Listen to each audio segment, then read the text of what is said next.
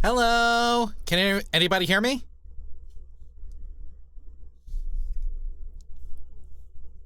Hello?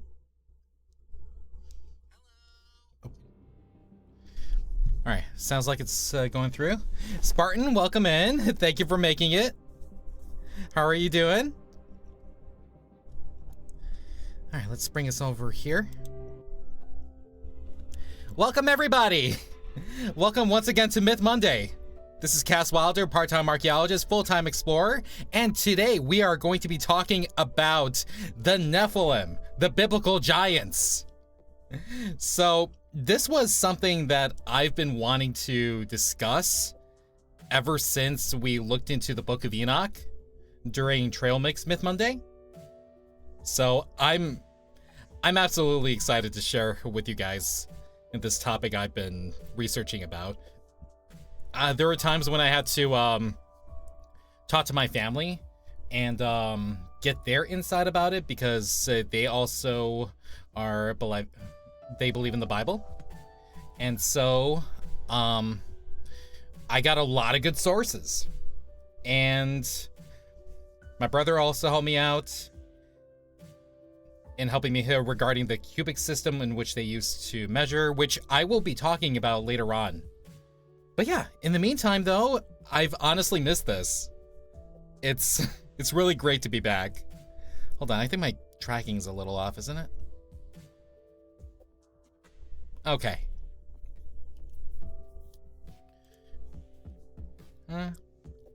Okay, cool. Good. But yeah, for those of you who are here, welcome. If this is your first Myth Monday, hope you guys enjoy yourselves. And just so you know, even though this involves the Bible and such, don't think of this as like some sort of Sunday school lecture. This is a totally safe space, and if you guys are comfortable with like bringing your own Bible to this little session, because I will be using my own Bible for this. I will be using the King James Version, and if you want to bring your own Bible to it, then by all means. But nobody's forcing you. Nobody's forcing you to curb your beliefs or anything. This is merely for the sake of discussion and just to have a fun time just learning about something. So, yeah. Aside from that, this week's been a little bit rough. Because I've been trying to find time to research, and I've hit a dead end more than once during this whole investigative session regarding the Nephilim, because I thought a little bit too hard on a couple things, and sometimes it brought me back to square one. Hold on, my model is being very weird.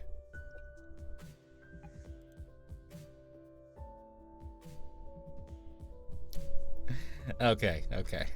I think this is gonna have to be. I'm trying to move it a little more closer to myself. It's doing this interesting motion. Okay, cool. Wait. Okay. Wait. I'm sorry.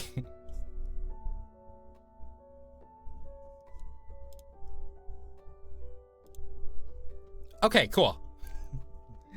All right.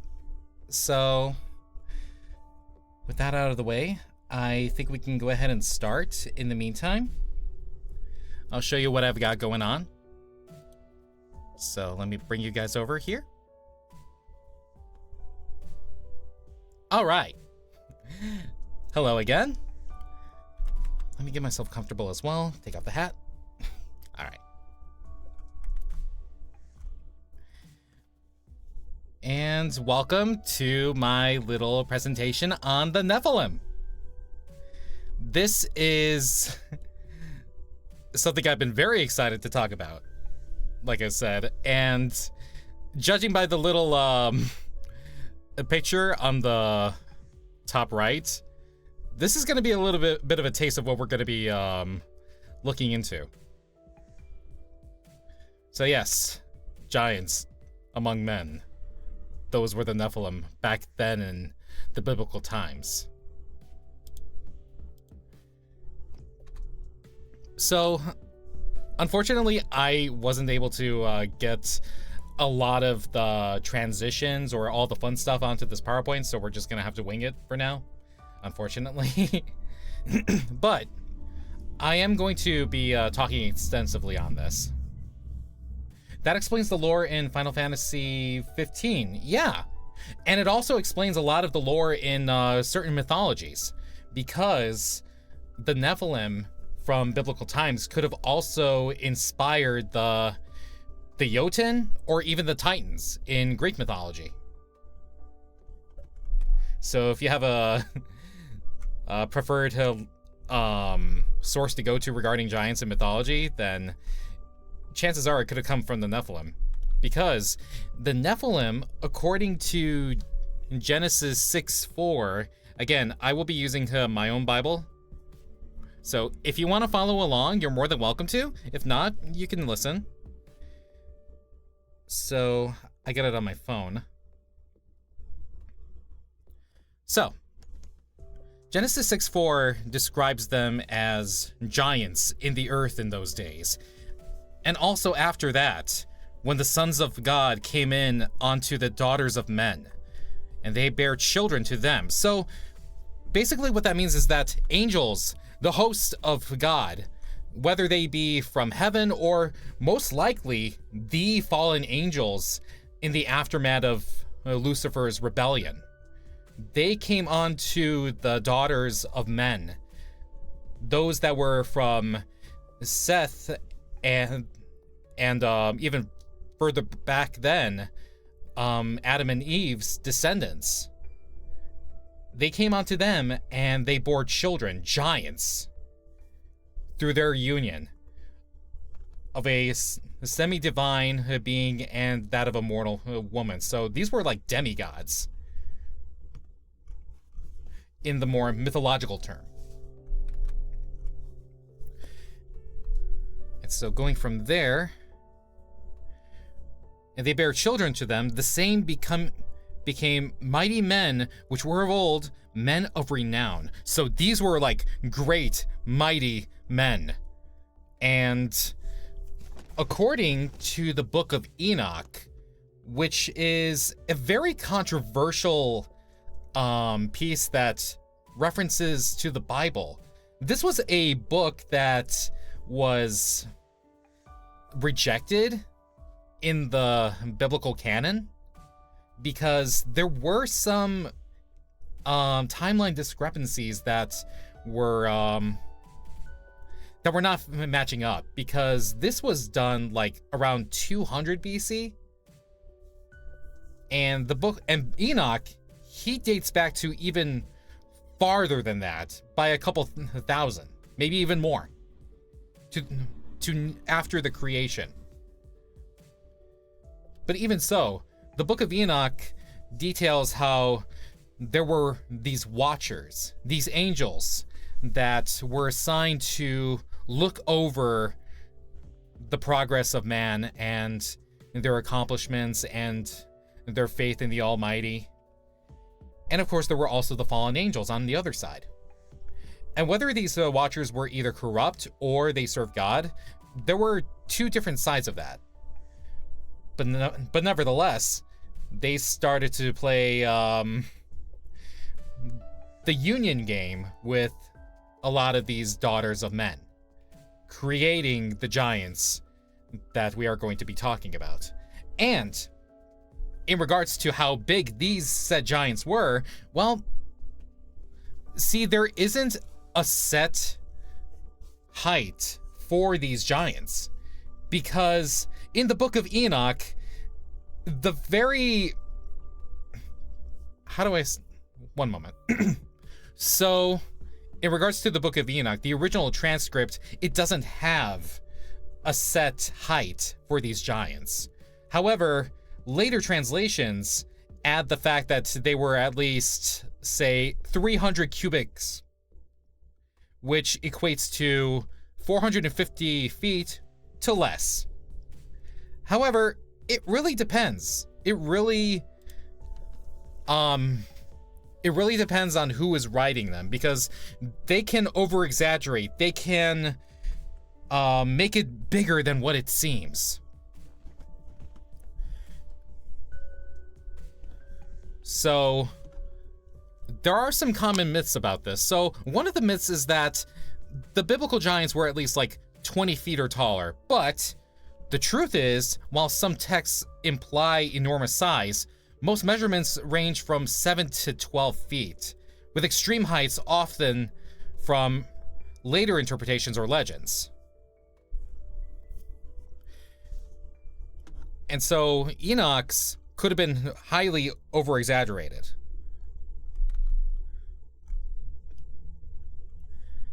And of course, according to the Book of Enoch, they, for their enormous size, had an appetite for humans, animals, and each other, which does give reference to the mythical diet of these giants in certain folk tales or mythological legends.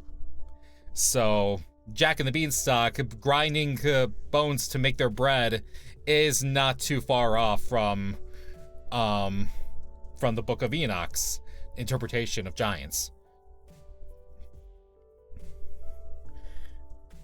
And one other thing is that, given that they were the sons of fallen angels, these Nephilim, they were, as stated before, men of renown. So they were a role model for early humanity. They were the ones who most likely tempted them into straying from God, and thus was the reason for why they were so wicked as to make God think that he needed to hit the reset button to give the world a little flush. And so he called upon one of his devotees, one who also walked with him, as did Enoch, Noah. That's when he commissioned him to make an ark, so that each and every animal, one pair of each animal, would be safe, as well as his own family, while the flood goes out to destroy each and every trace of evil humanity, as well as the Nephilim, seeing as they were also partially to blame for the world's wickedness. But even so, even after the flood, there were some descendants that survived, and these were known as the Anakims, and these are directly descendant from King Anak, which we will see in Numbers 13:30 to 33, if you want to turn there with me. 13:30. Okay, so, and Caleb being one of the Israelites after the Exodus, stilled the people before Moses and said, "Let us go up at once and possess it," that being the land of Israel, the promised land that they were, of course, promised after their exodus from Egypt. "For we will all be able to overcome it." But the men that went up with him said, "We be not able to go up against the people, for they are stronger than we." And they brought up an evil report of the land, which they have searched unto the children of Israel, saying, "The land, though which we have gone to search it, is a land that eateth up the inhabitants thereof." So they are still keeping up the trend of eating people, which is definitely a demoralizing effect. "And all the people that we saw in it are men of a great stature. And there we see the giants, the sons of Anak, which come out of the giants, and we were in their own sight as grasshoppers, and so we were in their sight." Now here's the thing. They say that we were like grasshoppers to them. he could have meant it literally, or it could have been an exaggeration.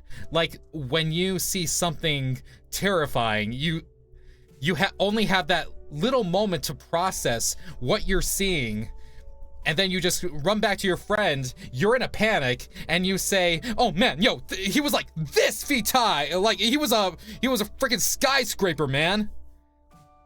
I believe that was also one of the misconceptions that led to differing views on the giant's height. So it could be that these giants were tall enough to see them as grasshoppers, or at least bigger grasshoppers, but it could also have been an exaggeration on their part. And now we go over to Deuteronomy 2:11. And in Deuteronomy 2:11, they state, no, even before that, I'm sorry, Deuteronomy 10, the Emims, which we will discuss later, dwelt therein in times past, a people great and many, and as tall as the Anakims, which was also accounted giants, as the Anakims, but the Moabites called them Emims. And now we will go in a moment to reflect upon that. But first, I wanted to talk about also the etymology of where the term Nephilim actually comes from. So the term Nephilim in Hebrew derives from the root nephal, which means to fall.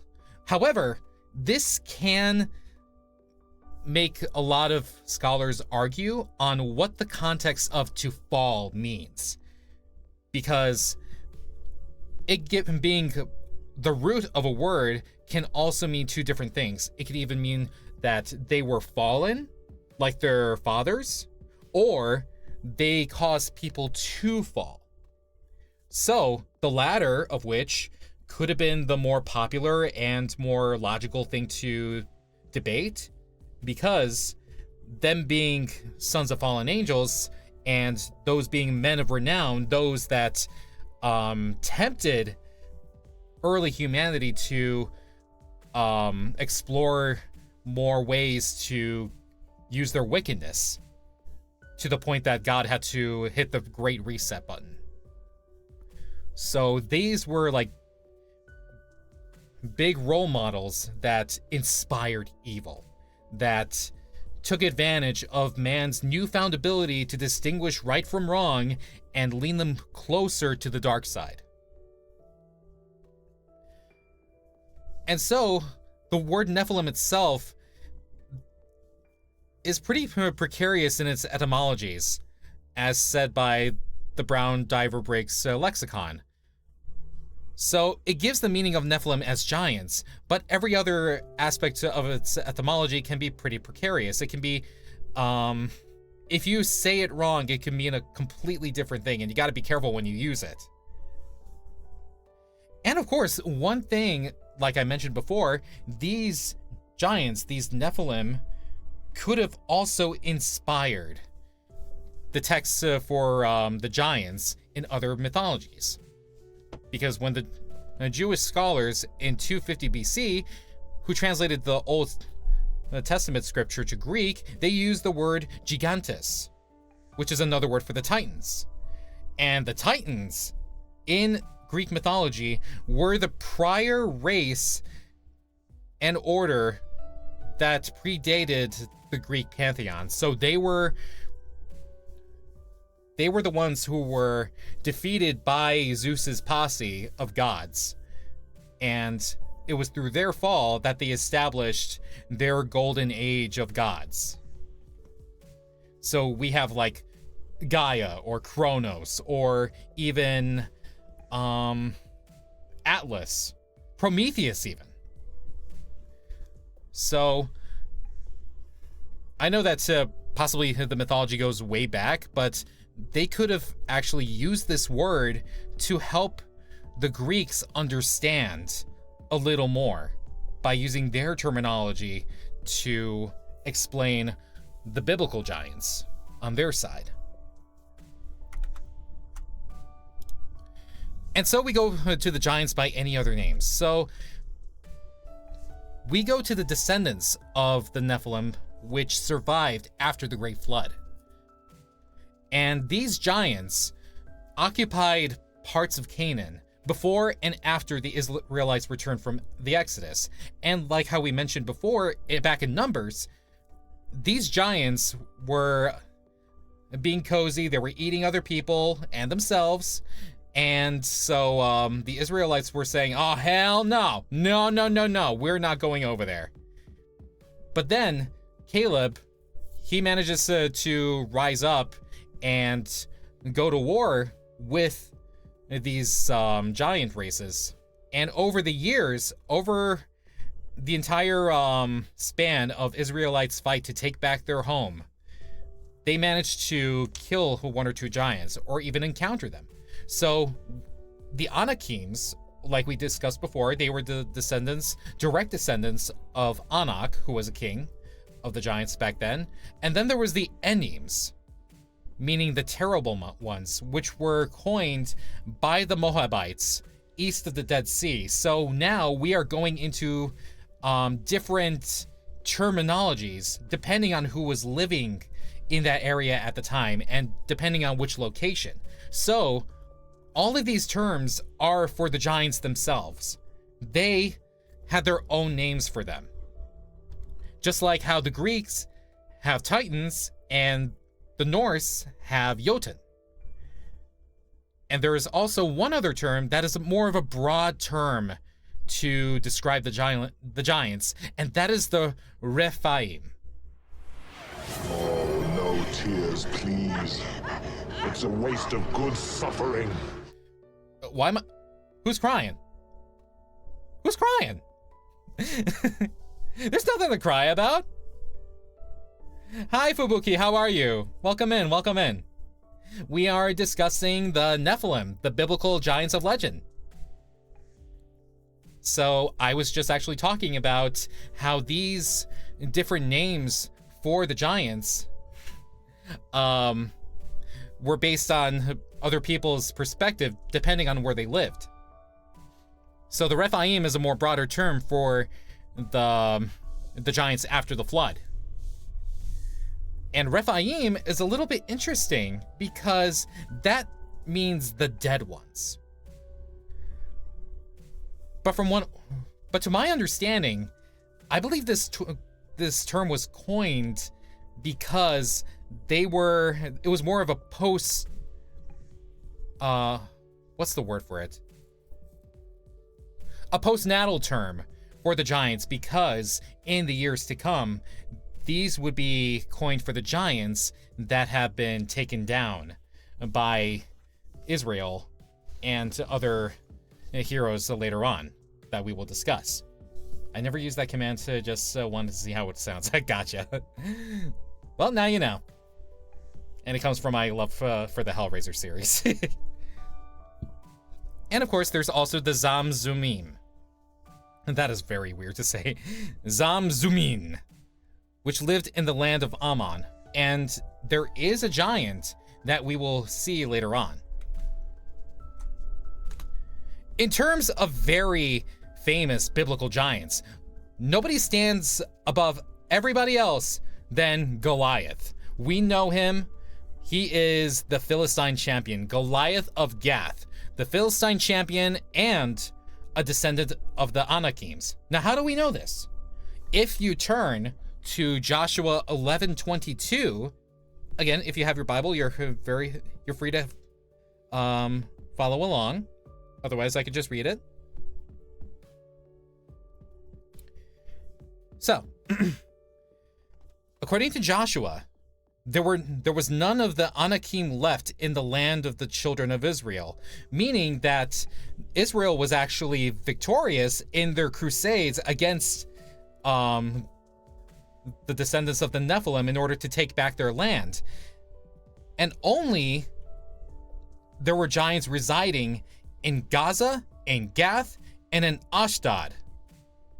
So, this means that while they took out most of the giants already, there were still a couple of them in surrounding areas. One of them being Gath, where Goliath is from. And so, him being of 6 cubits and a span in height. Now, here's the thing. Here's the tricky part about the cubic measurements.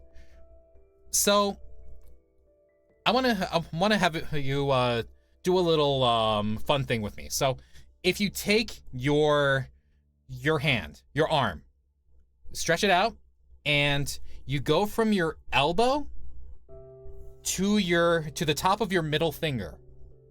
That is a cubit. That is the measurement system that they used back in the old days. And they also used this measurement system in Egypt back then when they were in bondage.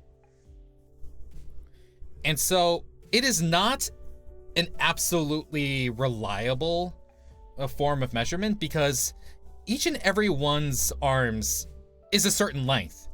And if you use one particular guy's elbow for measurements, it will never be the same.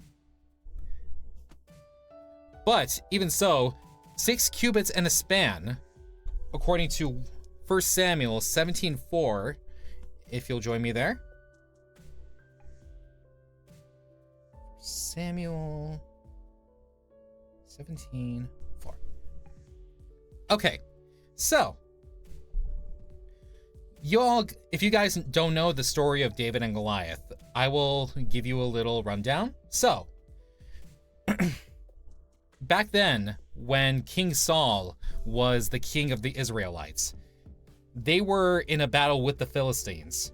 And in the middle of battle, there was this giant, hulking mass of men. This giant who comes out from behind the Philistines, and he is brandished in armor. According to verse 4, and there went out a champion out of the camp of the Philistines, named Goliath of Gath, whose height was 6 cubits and a span, and he had a helmet of brass upon his head, and he was armed with a coat of mail, and the weight of the coat was 5,000 shekels of brass. And this keeps going. And he had greaves of brass upon his legs, and a target of brass between his shoulders. And the staff of his spear was like a weaver's beam. And his spearhead weighed 600 shekels of iron. And one bearing a shield went before him. So he's got somebody holding his shield. And not only that, this guy is packed. He's packed from head to toe in brass. This guy is, according to the Masoretic text, equals from 6 cubits and a span to 9 feet 9 inches. But however, like I said, the cubic system is unreliable. So he could have been bigger, and here is why. He held Israel in fear of this man. He was so tall, he was gigantic enough to make the Israelites wet themselves at the mere sight of him. So if we keep going from verse 8, and he stood and cried out unto the armies of Israel, and said unto them, why are ye not come out to set your battles in array? Am I not a Philistine, and ye servants to Saul? Choose you a man for you, and let him come down to me. If he be able to fight with me and to kill me, then we will be your servants. But if I prevail against him and kill him, then ye shall be our servants and serve us. And the Philistines said, I defy the armies of Israel this day. Give me a man, and we may fight together. And when Saul and Israel heard all of these words from the Philistine, they were dismayed and greatly afraid. So they were afraid of this man. So imagine this scenario. This is the 100 men versus one silverback gorilla thing. I'm bringing back that meme. Yes. Now, one silverback gorilla is able to incapacitate one adult male with one swing, if not killing him. But he will definitely do so on the second. And here's where this whole meme starts to shatter. You think that, oh yeah, you got the endurance and such, but is everybody really that enthusiastic to fight a freaking ape? One that can crush your skull with a swipe? No! Absolutely not. And the same applies to this. We have a giant man in the middle of Israel, standing before them, saying, okay, come at me, bro. Give me a man to fight with. One of you, is it gonna be you? No? Come on, come at me, bro. Israel does nothing. They just stand there, gawk at him, and they just don't move an inch. And he kept them in fear for 40 straight days. They were in the middle of battle, and this guy comes in, stops all the fighting, says, okay, hold up. No more bloodshed. We're going to do this. A trial by combat.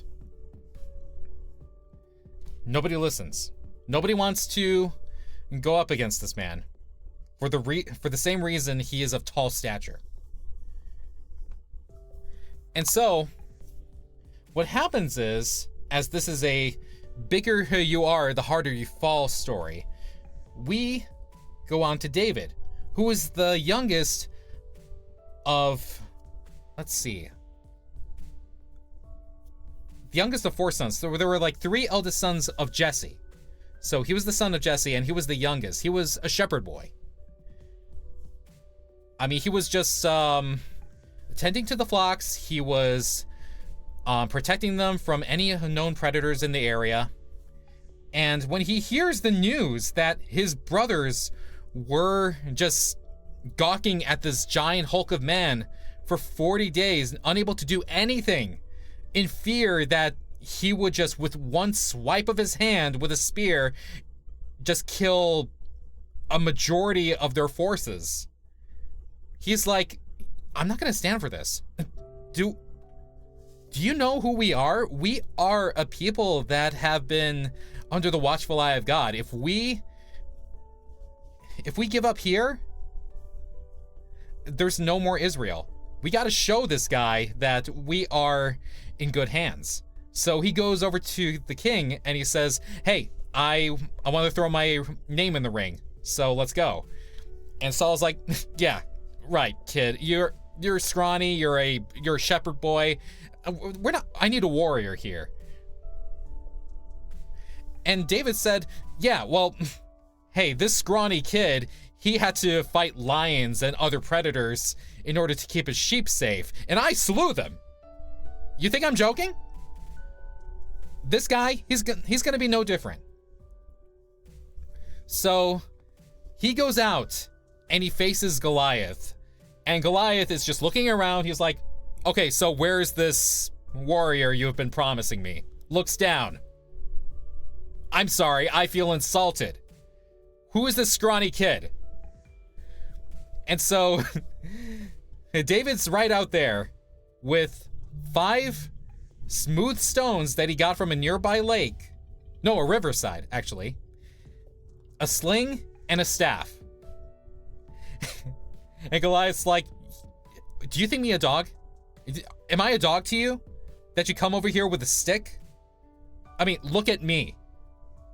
Can you not see the difference here? And so, excuse me.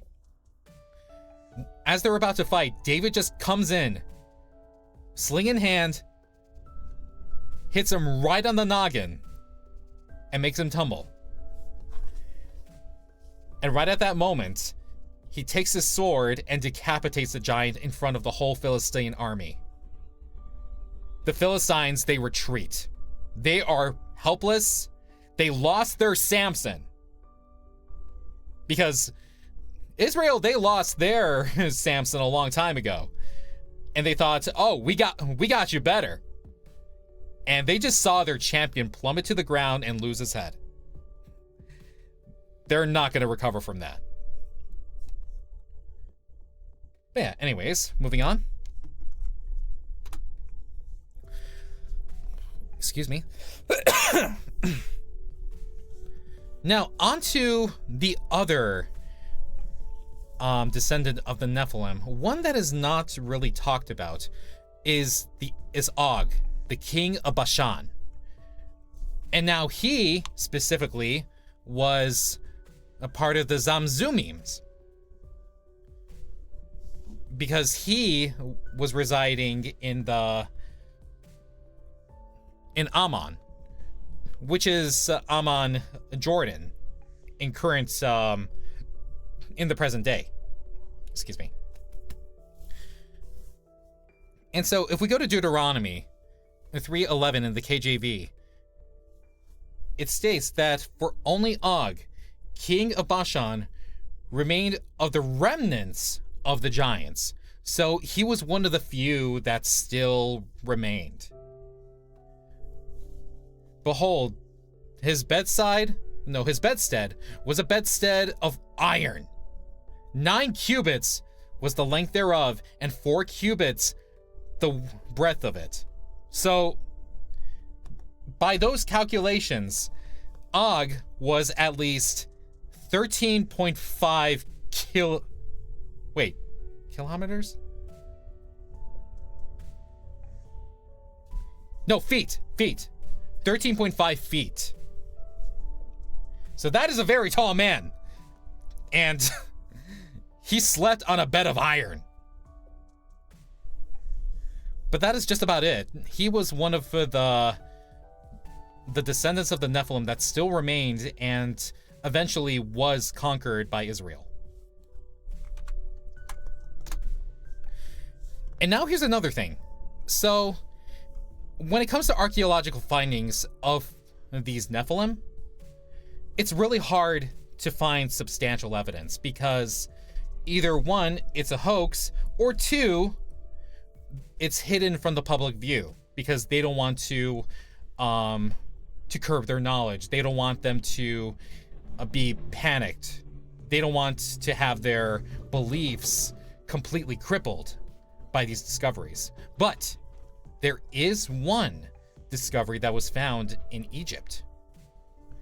In 1988, by Gregor Spori, which I believe he was Dutch, I think? Let me double check. Let me go back and see.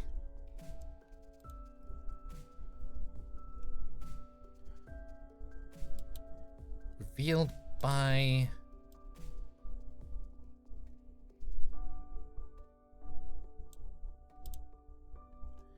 I think he was Swiss or Dutch.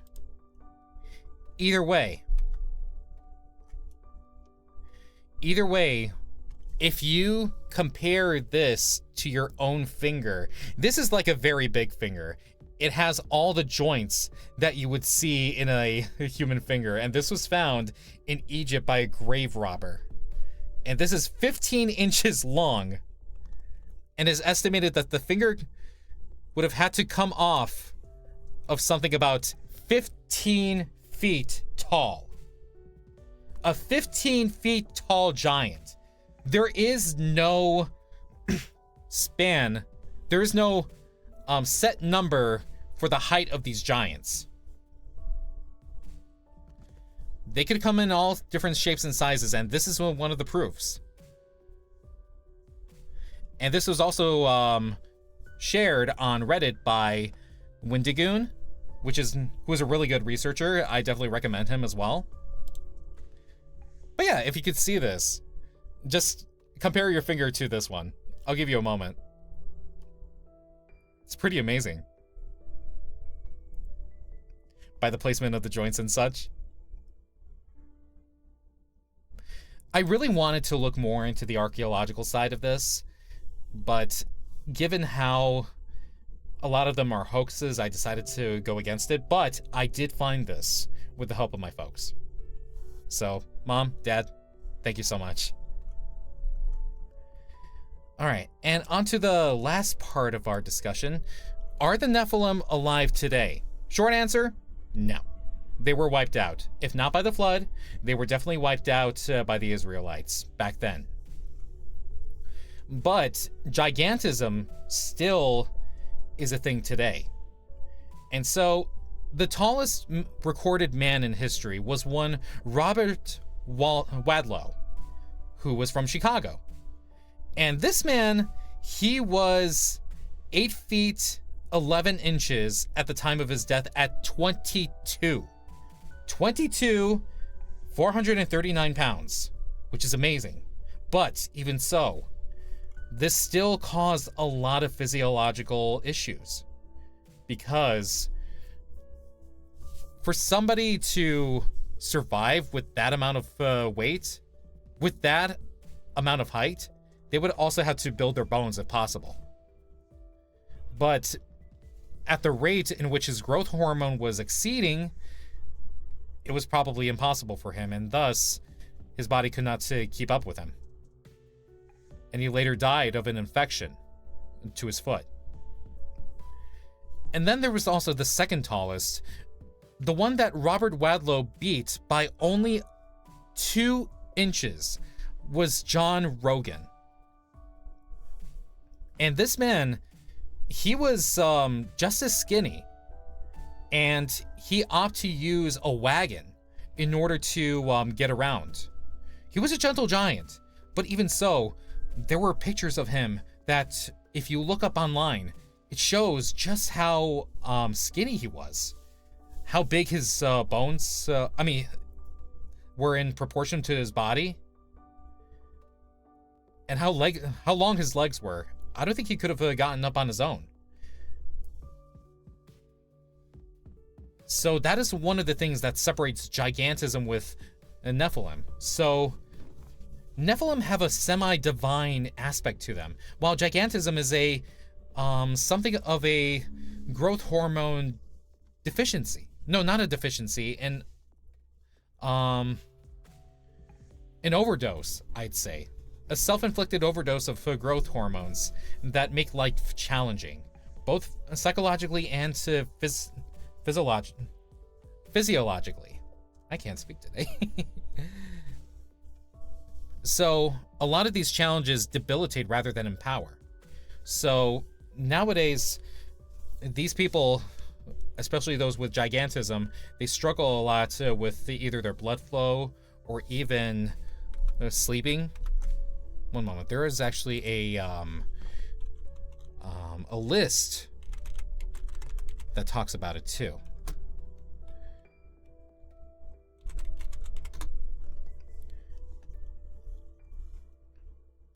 So cardiovascular problems, respiratory problems, especially when you have all that weight down on your shoulders, and the risk of certain cancers. So the heart may enlarge, potentially leading to heart failure.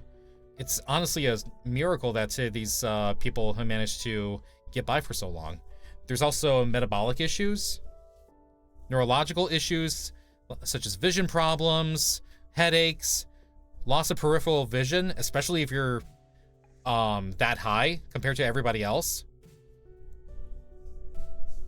And of course, the shorter life expectancy due to complications like heart failure and, in the case of Wadlow, infections. So I don't think we'll ever see the Nephilim ever again. They were of a time long past, and I don't think we have to worry about them forevermore.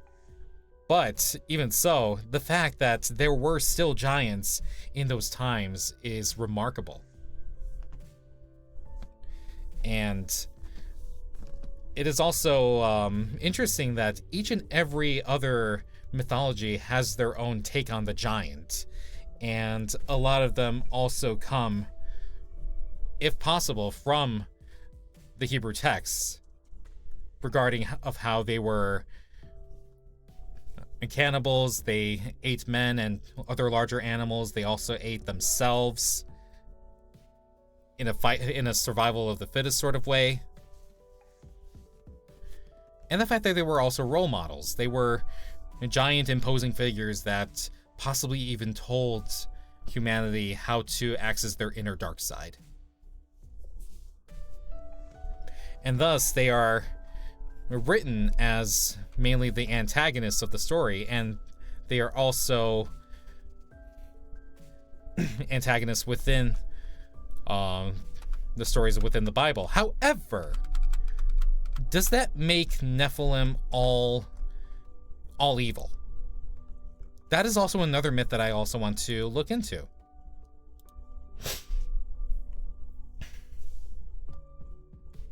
So if you excuse me.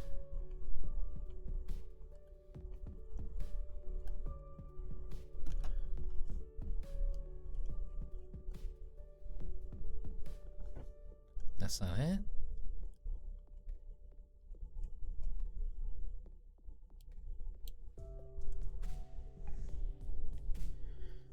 Okay, so one of the myths is that all giants were evil beings, but their roles varied widely. Some were enemies of Israel, while others were just simply part of powerful warrior clans without any evil connotations. So they were just living their lives amongst their own people, and they only fought for what they believed was right, without any connotations or any malice towards them.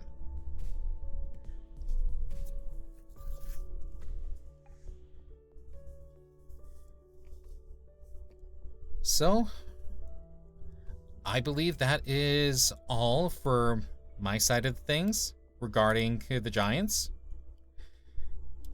I really hope you guys learned a lot. And yeah, thank you so much for joining me on this presentation. So we still have a lot of time left. I'm sorry if I yapped on a little too much. And if I, yeah. I am going to get actually some water, and then we are going to go ahead and see if we can, look at some other myths in the meantime. That concludes the current lecture for now. And let's see if we can look at other myths that you guys would like to see me do in the future. So give me just 1 second, I'm going to be right back.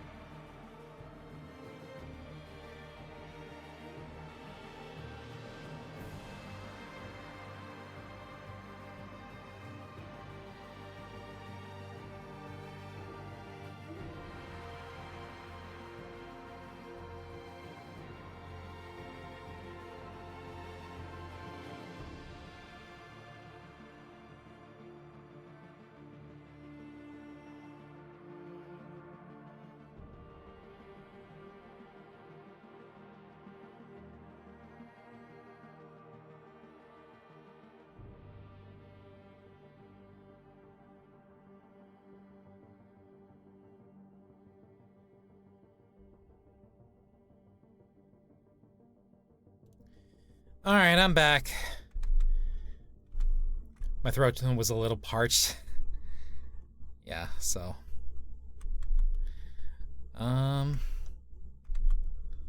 me just put myself over here.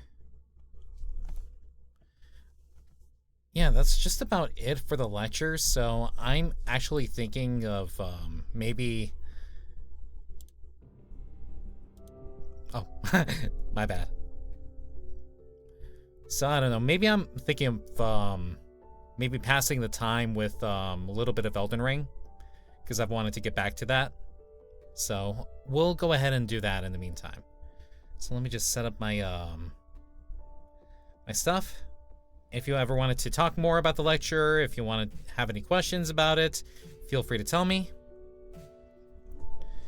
But yeah, let me go ahead and pull up Elden Ring in the meantime.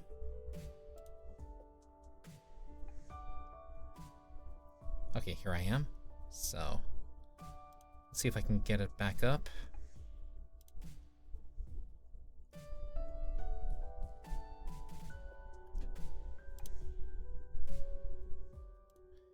Here we go. Could allow it just a moment.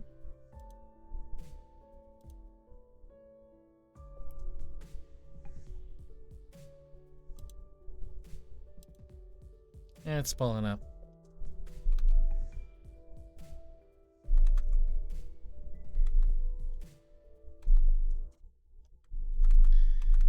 Oh, here it is. Cool. Oh, shoot. My bad. 1 second.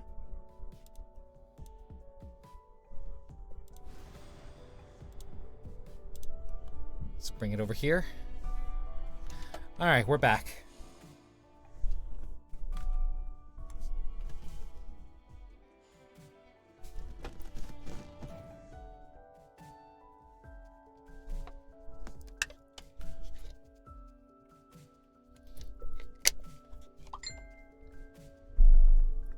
Whew.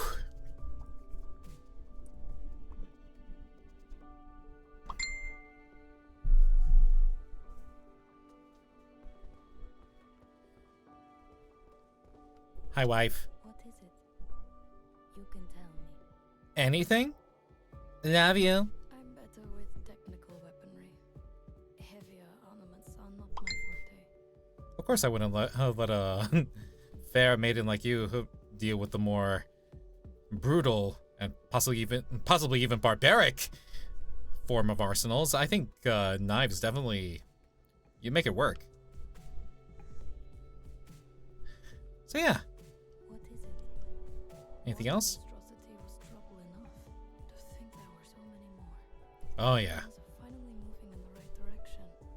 Wouldn't you agree? I agree.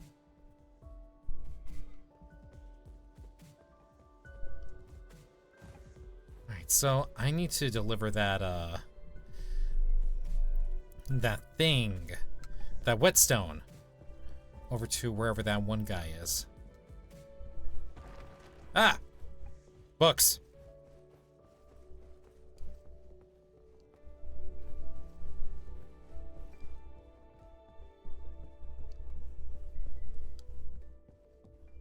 Oh, you've managed to procure one.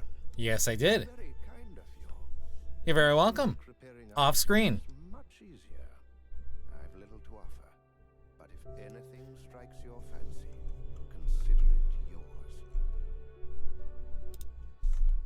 I thank you very much. Pick up item. Delicate burning scene. And what is this? An earring. It's the earring. The earring from his beloved. His girlfriend. That seems to change with intensity of the light.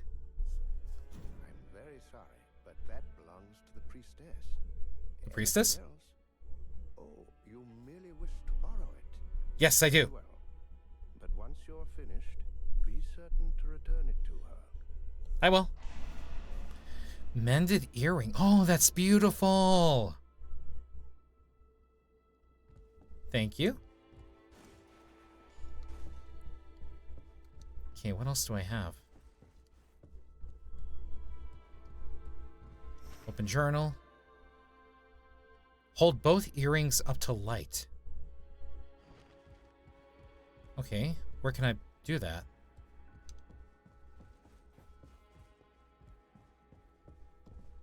Once you're finished, Yeah, I got it. There. What if I did this? Hold up both earrings. Nice.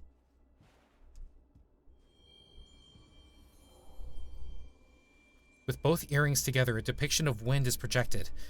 Along with a short passage, two horses gallop side by side. May the wind spur us on our path. Interesting.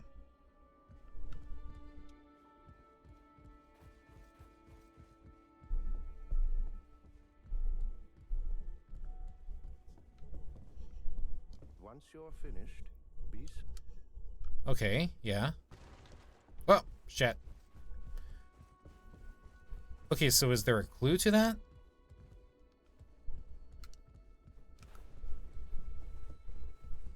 I love how I can dash over here. Hey. Ah! Return the mended earring to the... The Duchess! Is the Duchess my wife?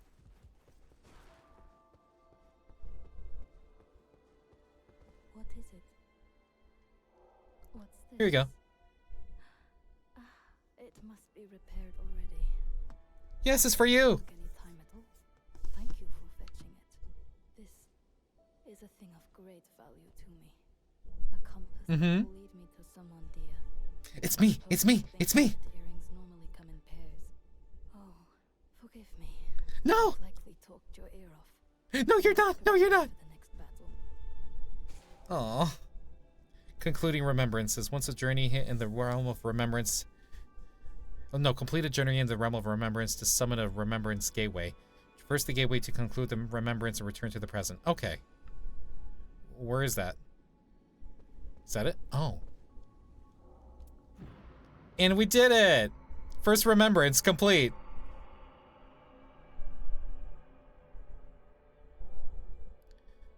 Has been updated. Ooh. Chapter 4. Clutching the now solitary earring, the Wilder drifted off to sleep.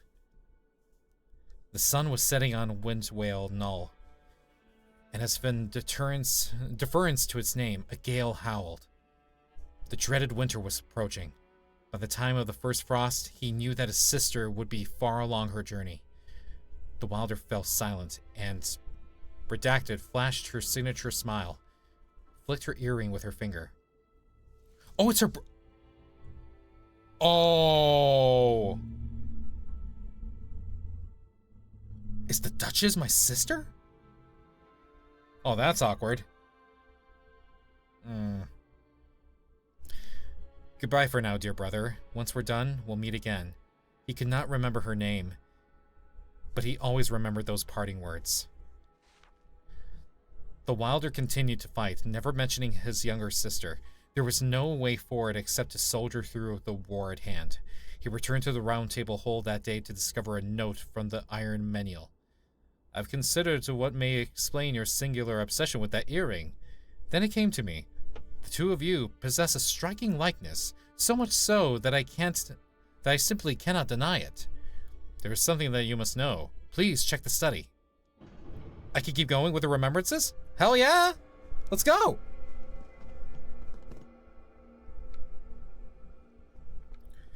Okay, going back to the study then.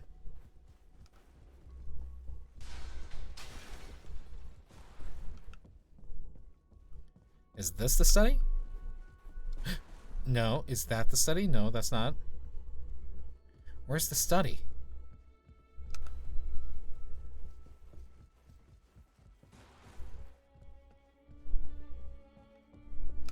Oh, is that the study? No.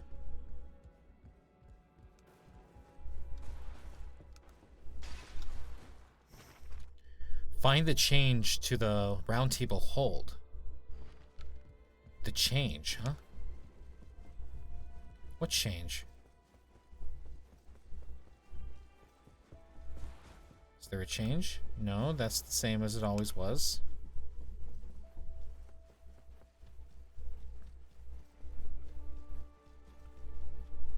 No, not there.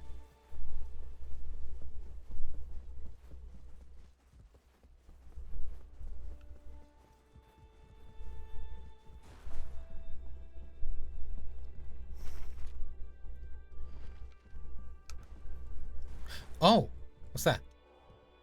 A short passage on the underground crypt. We lie the condemned of the first nightfall, whose sin is too great for absolution by our own deeds. Thus we shall ever guide our progeny until the night breaks. Is that what I'm looking for?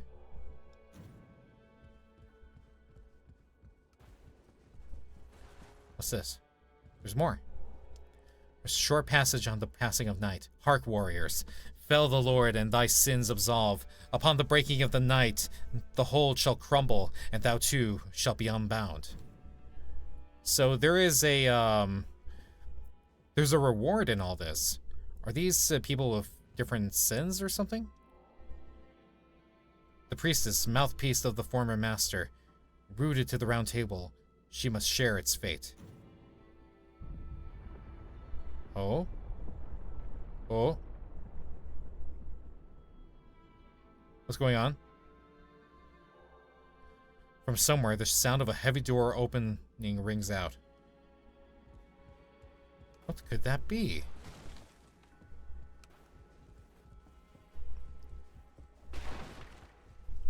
Is that here?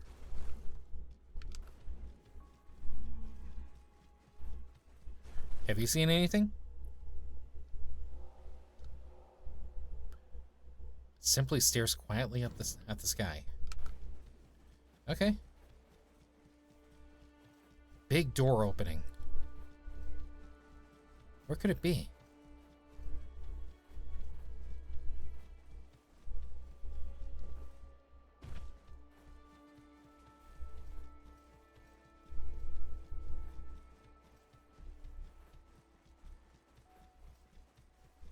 Not over there.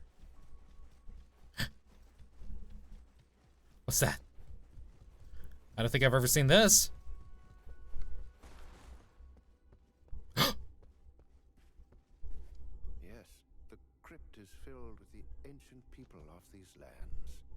Oh, I still remember looking it's a at mausoleum. them long ago. As you know, mortality does not apply to those such as myself. These souls were laid to rest here in anticipation of the threat we now face, in a ritual required to draw the minds of their descendants here. Huh. Oh, so to draw descendants near. So could this be Wilder's bloodline? The ways of cutting point to the to the deep woods. Bestow branches to those who are worthy and wise. The ways of cutting point to Windwale Knoll. Bestow branches to those who wander and roam. To atone for the first sin. The first sin? We elect to become the foundation. First sin. What's the sin? Brave champion, there is something that you should know. Yes? The priestess was here long before the rest of you. Oh? Indeed, she is held captive by the round table itself. We gotta burn the round table. Right now. Brave champion, the priestess, indeed, by the round table.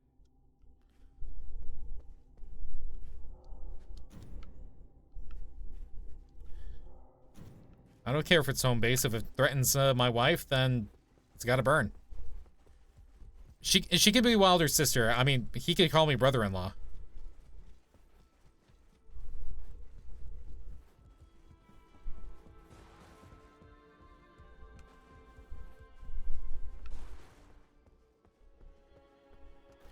Where's the priestess? Where's wife? Wife? Wife? No. Where's wife? Thinking about wife. Talk to the Duchess. Where's the Duchess? The wife. Wife. Where's the wife?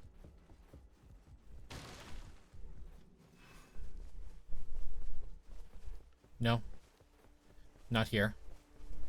Wife not here.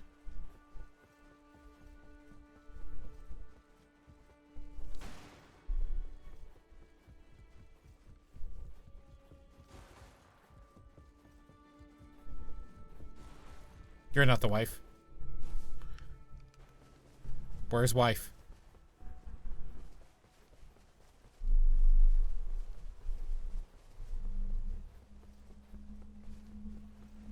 I do not see wife.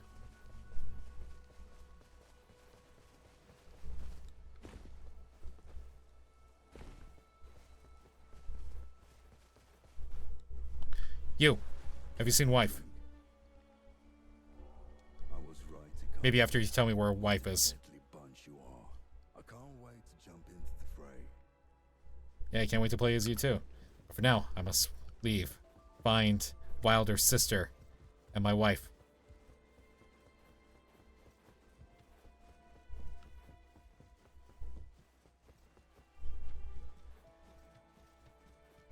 Duchess!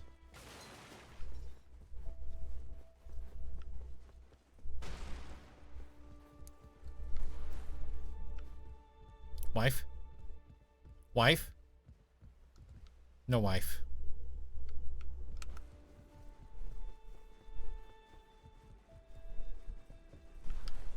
Do you know where her wife is? No.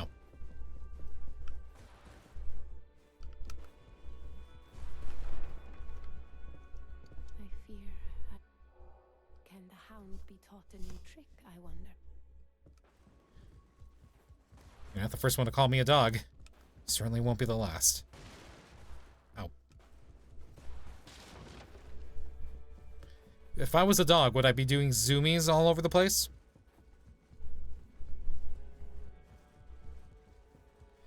Hello, how we doing? We just got done with a lecture, so I'm just passing the time. How you doing, Concrete?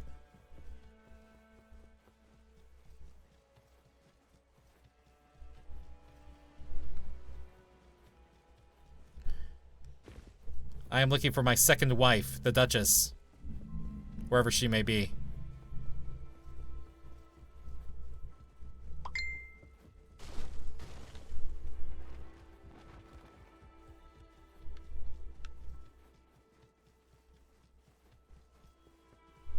Where are you?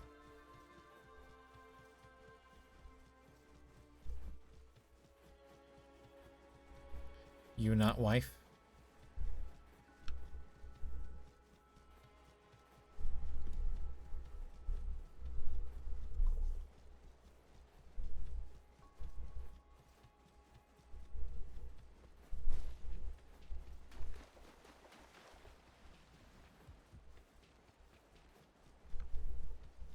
I searched every single...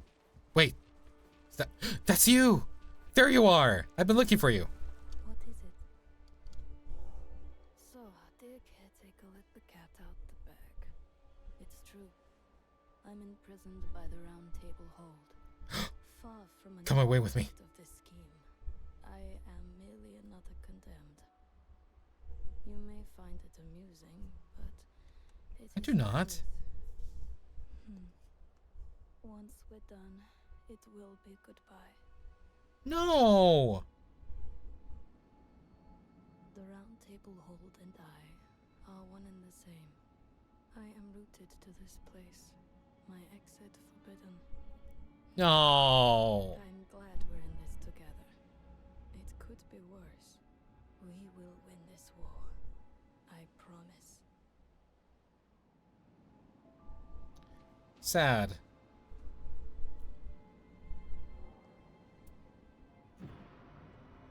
Guess we're continuing from there.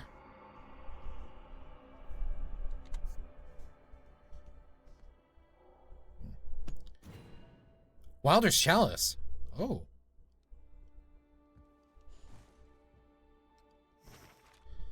Oh. The Wilder had the same dream time and time again. A long night persists, driving his clansfolk to madness.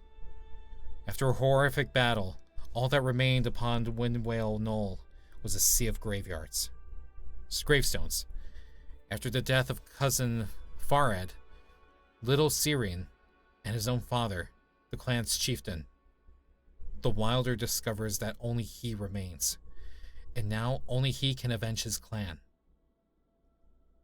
Only he can bring an end to the night. Once we're done, it'll be goodbye. Even if the night were extinguished, the twin horses will never gallop beside one another again. That's sad. I don't like that. There's one for the Duchess. A routine letter. Hi, Kimi. Hi. Welcome in.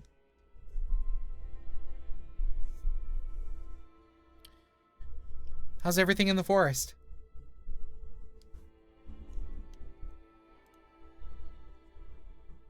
How's my tracking? Hello. Welcome in.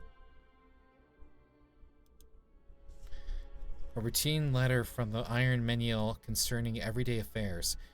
Baking the bread you requested is proving to be far more difficult than expected. I've recruited the raider to access the results of my trials, and surely this will help me approach your specifications. Which reminds me, the raider said that he wishes to speak to you about something. Perhaps you may pay him a visit.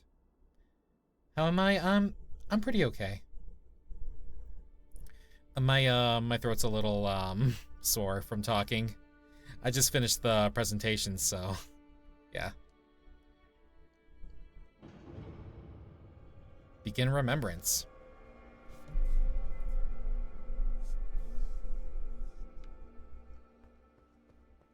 Where is the... Ah, here's the raider. Do you have a moment? I do. It's been troubling me. Maybe you could help. It's the Sure. lad with the great sword. He seems off.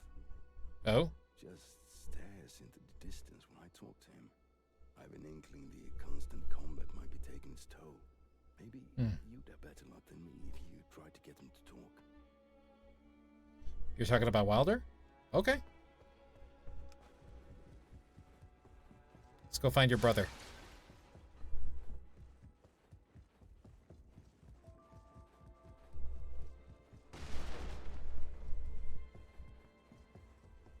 I like that Raider's being a bit of a big brother to everybody.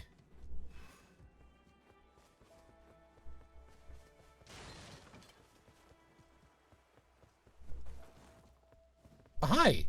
I will see that our deed is done. Our foes have proven relentless. We must be the same.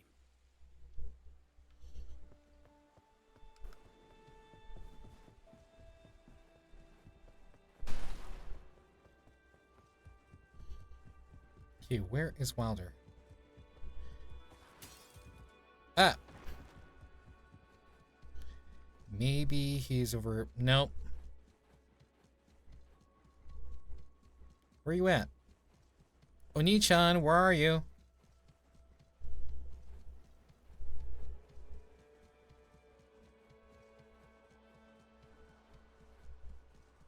She's fast.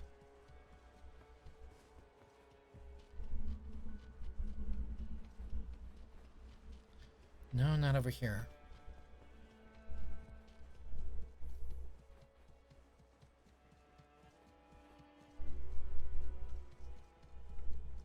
Oh.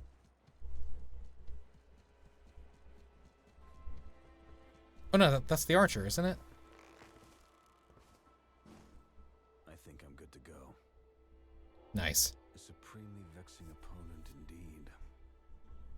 I've had to face shifting targets before, but never a natural phenomenon. I like his voice.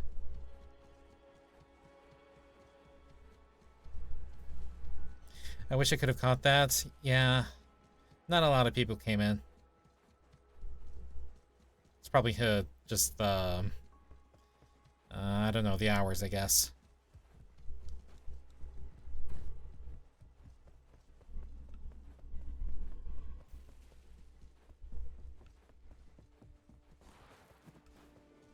Very smooth voice, yeah.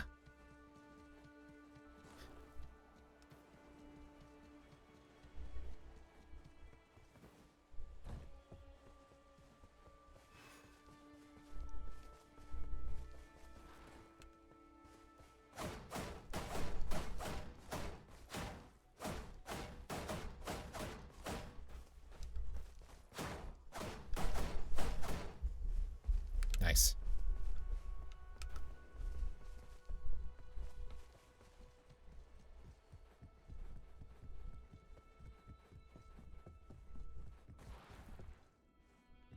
Oh, there you are. Well, I take it you need something. Come back once Yeah. I've finished mending my tools. All right? Aw, he's sad. Okay, I guess I'll just leave you alone for now. Talk to the raider. Okay.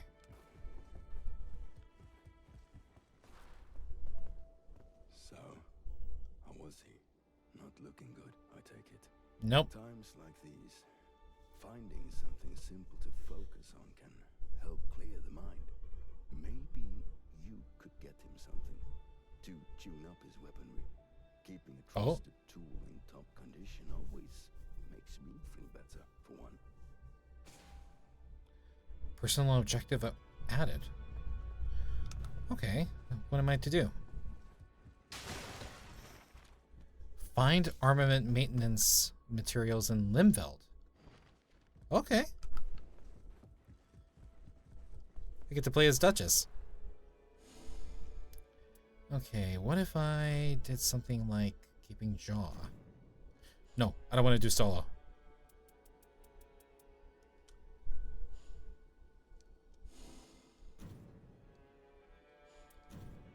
There we go. Now I just gotta wait for a matchmaking.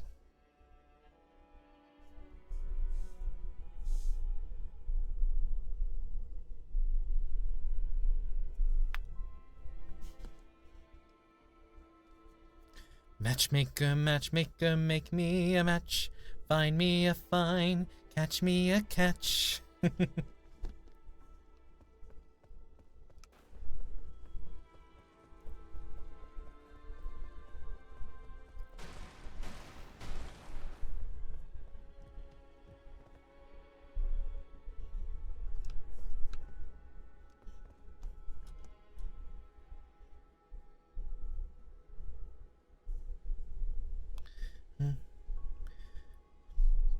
Bum bum bum ba na na na na na na na na na na na. She's the devil. She's got around her finger. She's got final. Sorry. She's the devil. She's sharpening her nails and she's hiding little horns in her head. Candy coated, her lips are full of sugar. She'll kiss you and then she'll kill you, beware. She's calling me at 3 a.m. Suddenly I'm out of bed, driving as fast as I can. She's pushing me over the edge. I am possessed.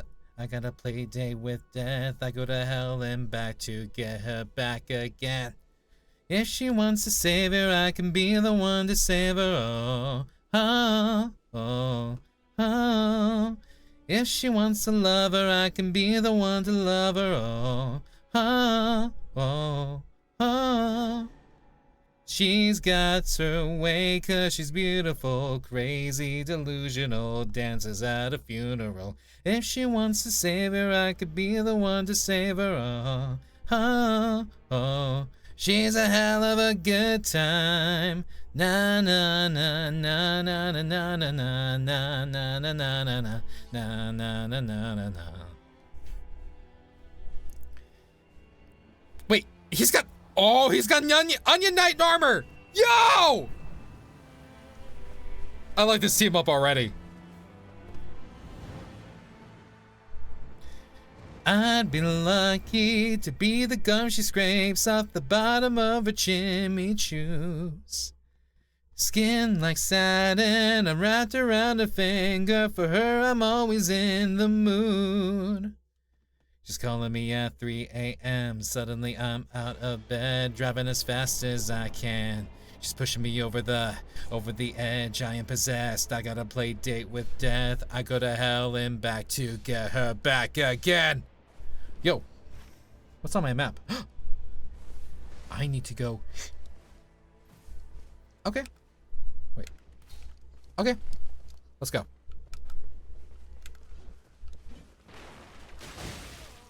Wait. Well, that was a bad start.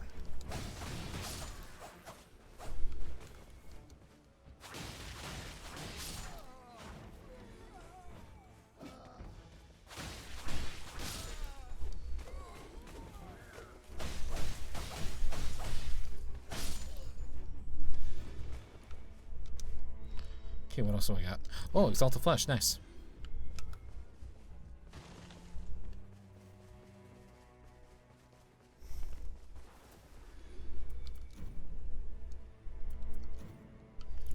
Okay, now I can dual wield.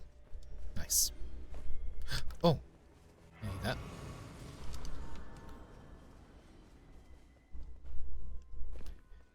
Change your category. Oh, right.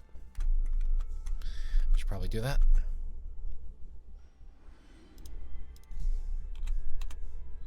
Elden Ring, Night Rain.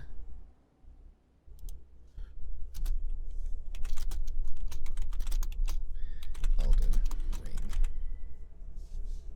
Chanting and gaming. That ought to do it. All right.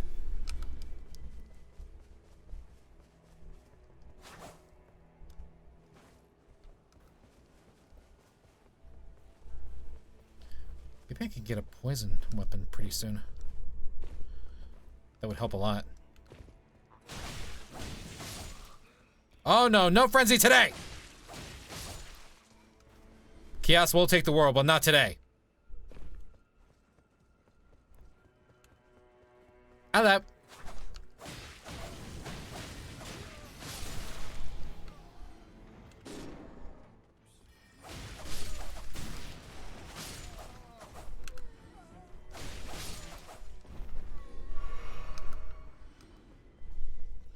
Oh shoot.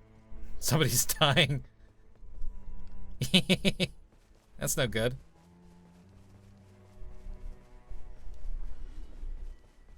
I need to go to church. Grab me a bottle of booze. Thank you. Warming stone, could use that. More warming stones. I pulled a full hour.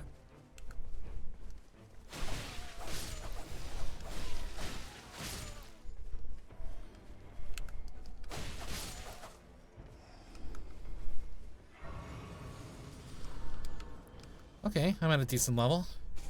Now to get what I need.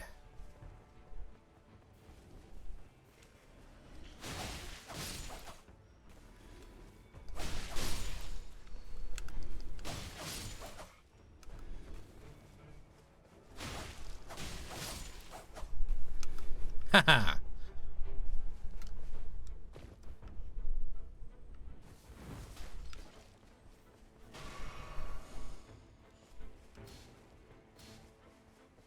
Okay, I need to go down here. Let's see what we got.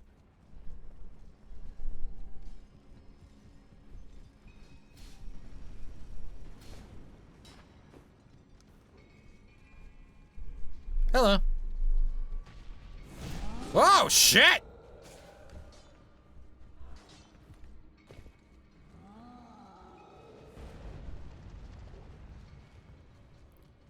Sorry, not my problem right now. I gotta find something. Shit. Is it over here? Is it over here? No, it's not. Where is it?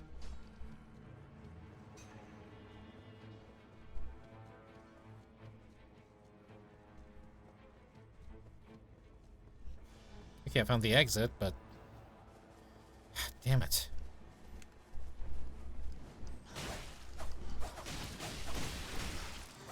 Uh-oh, somebody left the world.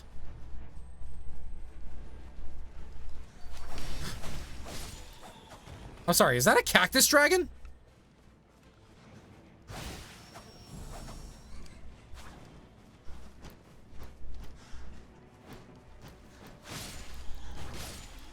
Haha.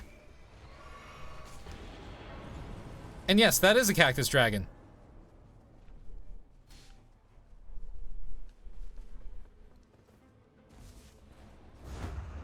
I think it'd be better if I just wait for that part, actually. Wait until I actually have a full team.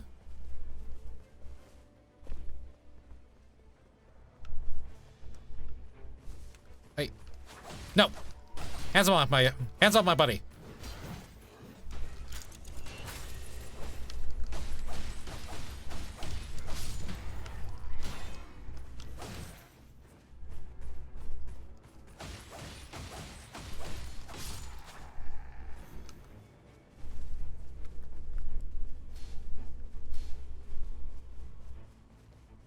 Thank you for the clip.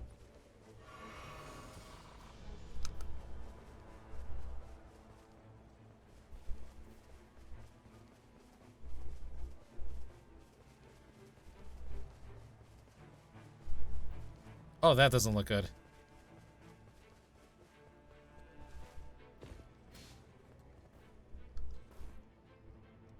Ow. Oh, you're going in there.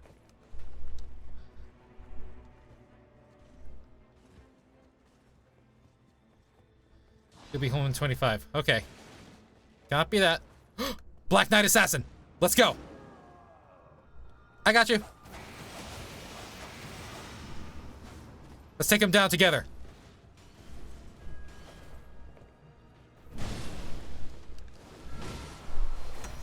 Aha. You'll be my ambience. Thank you. Ooh, nice one. Oh shit. No! Kill me, please.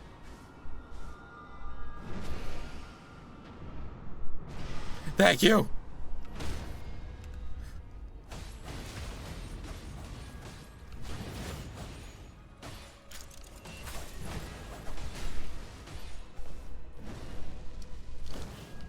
Oh, that's destined death. That's a lot of death. Nice. Yeah, that'll work.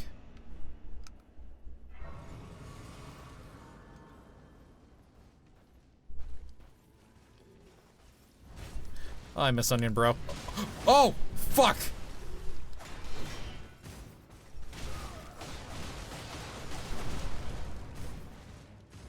Oh.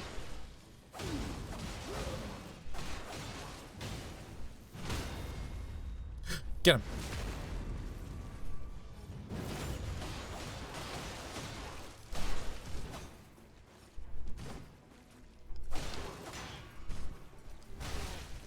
Ow.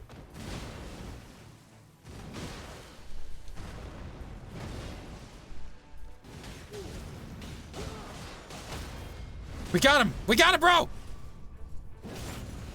Yeah! Yes! Hell yes! Wait, I want to see if I can... Yes! I can level up.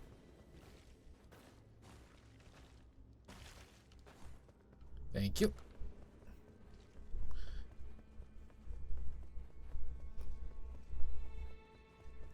Oh, nice. Green talisman. Attack when it's at maximum. I could get that.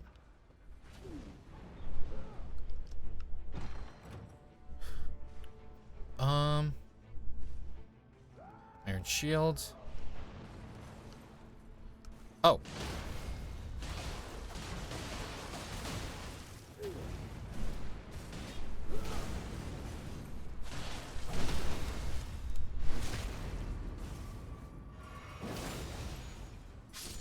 All right, let's go.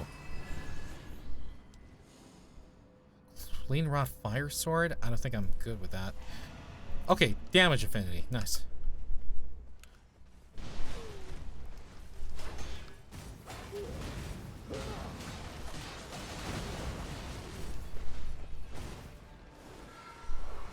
They won't be able to see us.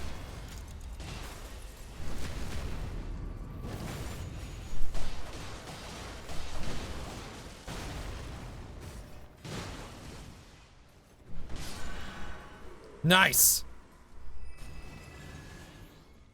Good job.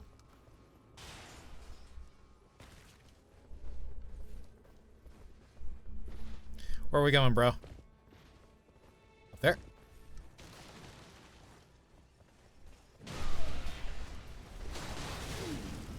Ow.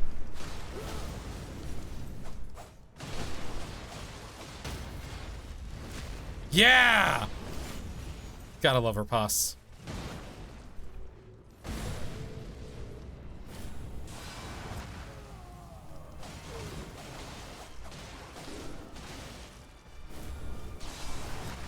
Oh, hell no.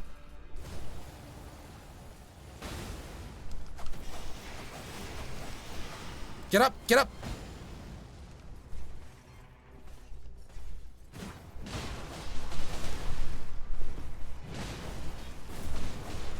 Oh, shit. Nice. What do we got? Beastman Cleaver. All resistance is up. Nice. I need that.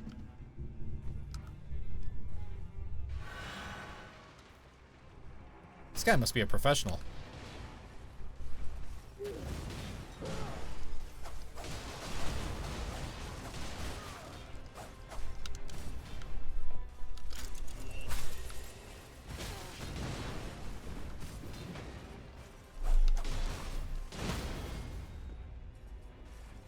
You got him.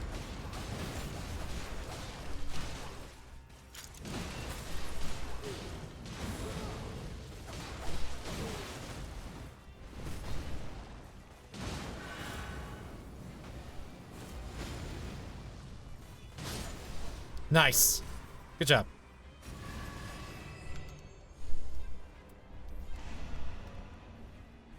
I'll take that.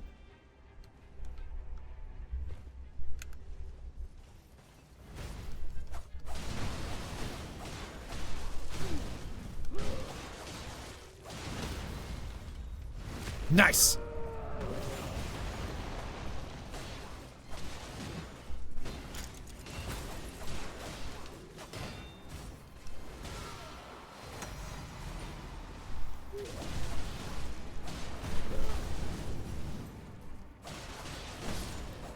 Nice. Dude, you're so awesome. Okay, where do we go from here? The Nitros. Oh, okay, cool. Following your lead.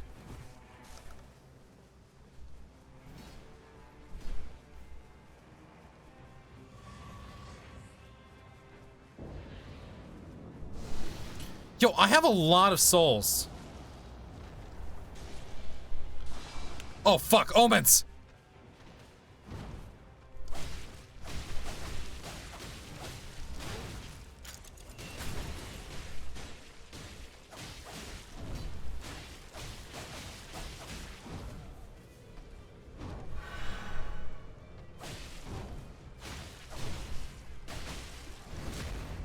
Yeah. Nice. Knights Cavalry. Okay.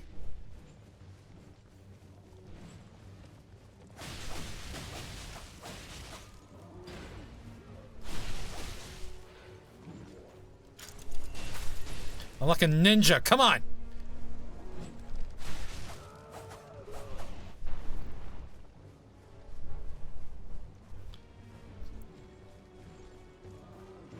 Haha.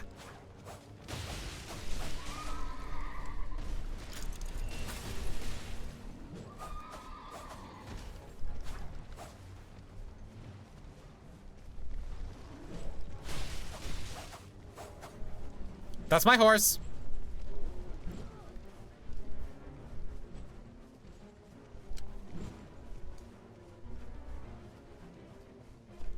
I could dance around this guy all day.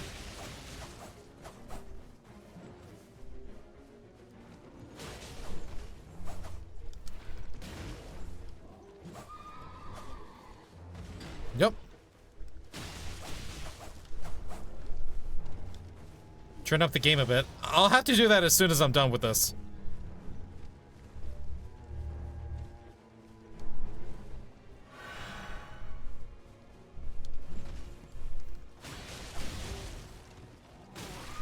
Ow.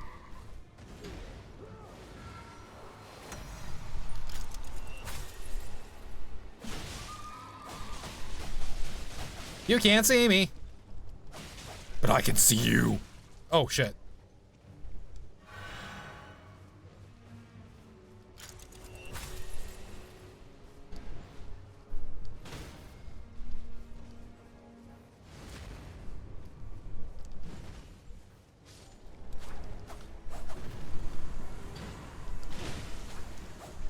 Thank you! I was having a bit of trouble. Yes! Yes!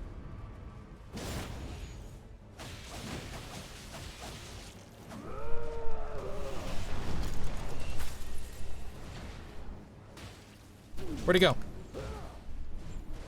Oh, there you are. Yeah! Nice!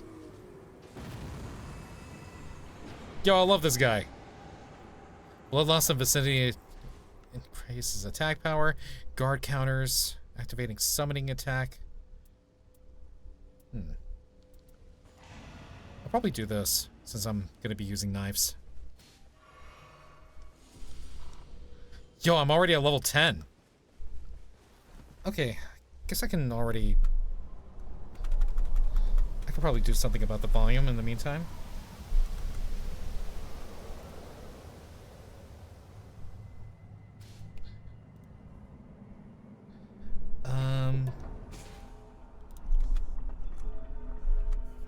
All right, let's go.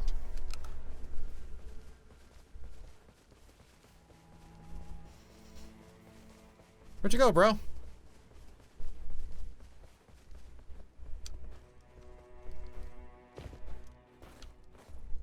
Bro, don't do this to me.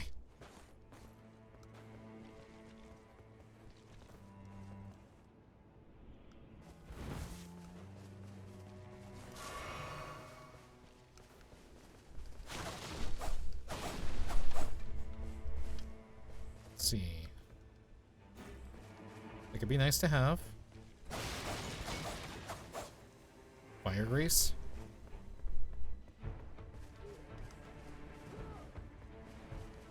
Where'd you go?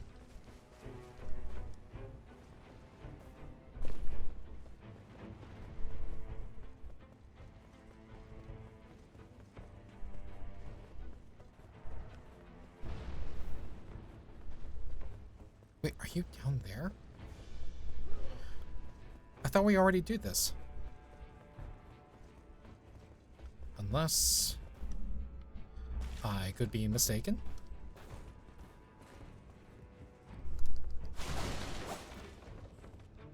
Lightning pot. These would actually be nice. Better than this. Kukuri, lightning pot. Cool.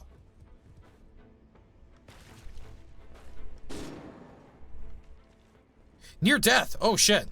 Where are you?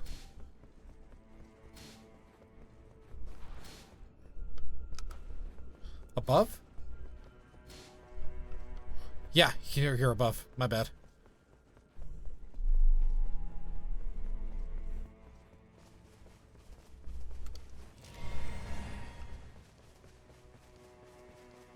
Hang tight, I'm trying to find you, bro.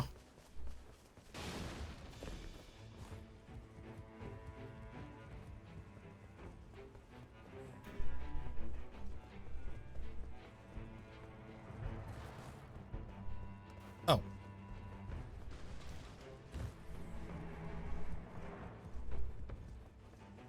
Sorry.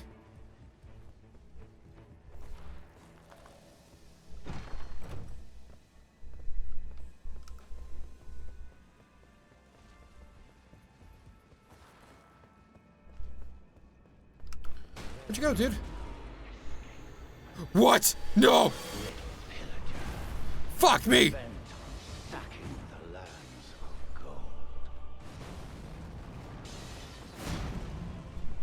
Help! Help me! Help! Help!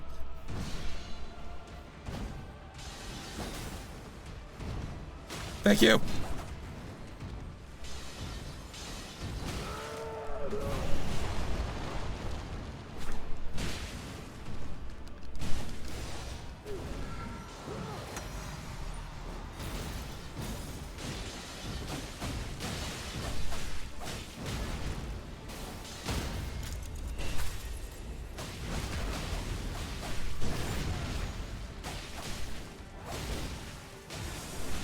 Oh, unlimited blade works.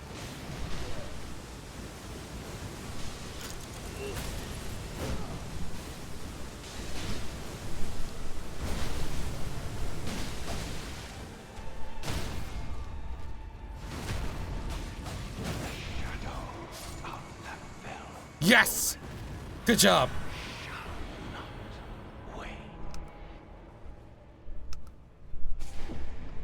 Power gained? What?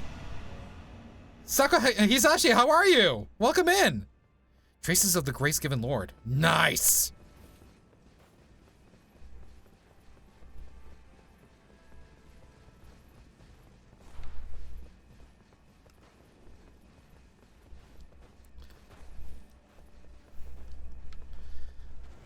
Oh, oh, oh, oh, yes, yes, finally.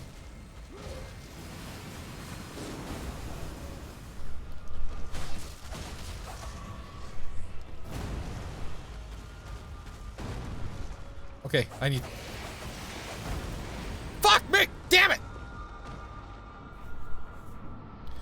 Sorry, I tried. I tried. Damn.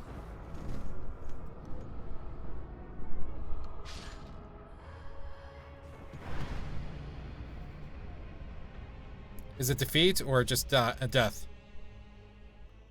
Okay, just death. Just death. We're back. Just a level lost. Fuck.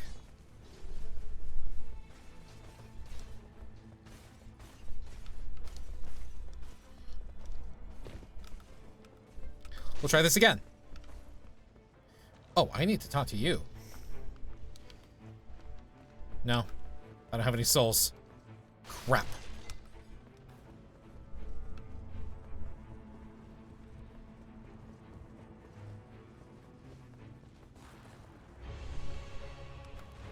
Oh, God.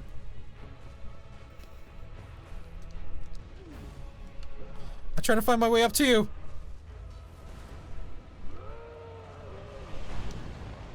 Okay.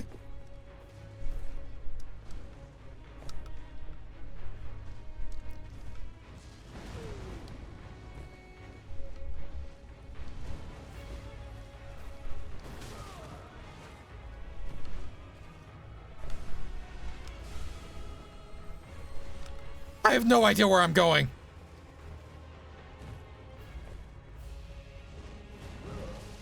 Sorry, Aniki.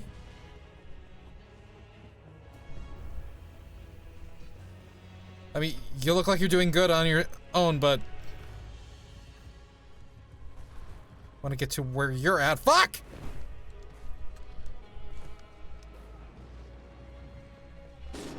Shit! I'm working on it. I'm working on it. I'm working on it. I'm working on it. Yeah, I know! You're spazzing out! Holy shit.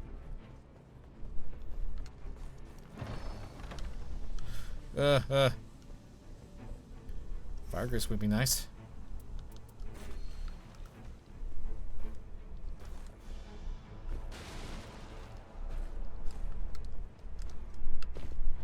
Oh, that's where I was supposed to go.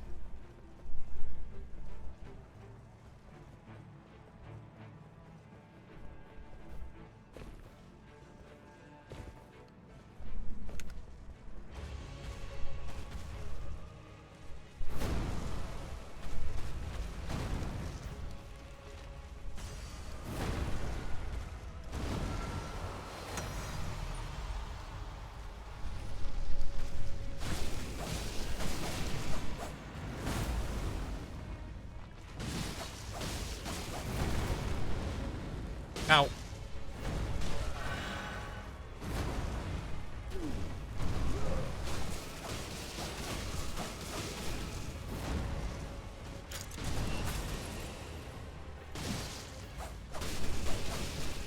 Hi, Haz. Welcome in.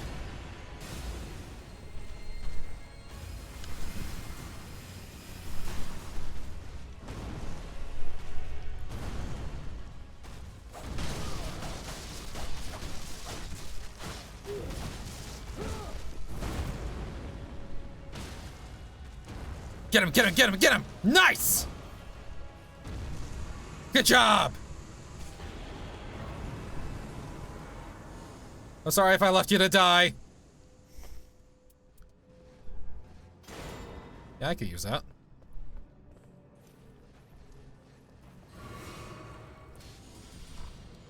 Oh, nice.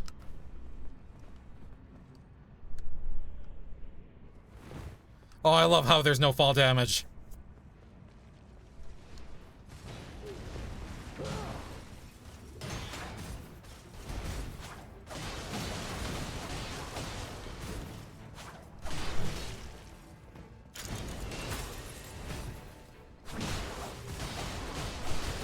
Ow.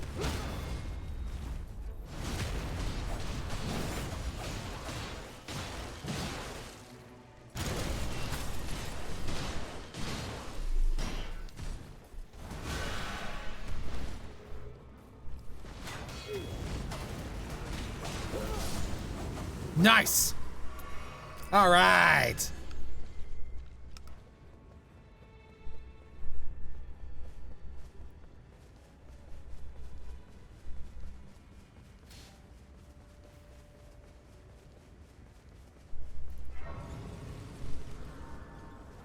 What do we got over here? Rancor? No. Alright, I will follow you, Aniki.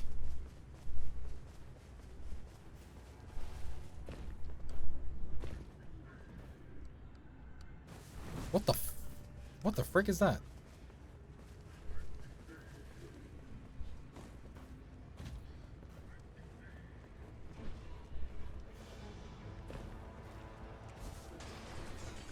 Is that a— oh no! It's worms! Worm face!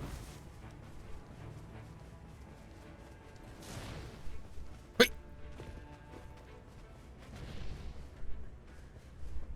Wait!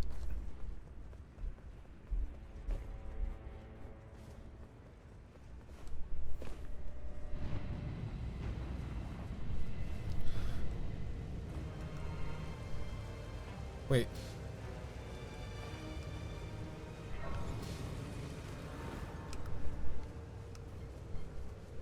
Where do we go?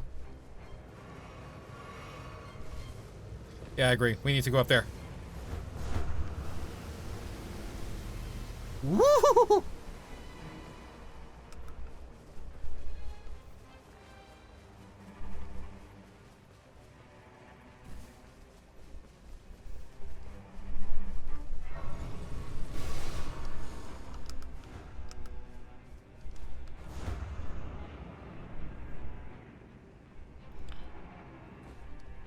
Wait, are we back to the worm faces? I don't want to go back to the worm faces. I'd much rather be in the Kubrick than the worm faces. You know, just take me to the dimension where I just watch myself become an old man and die. Oh, you have to pick the worst one!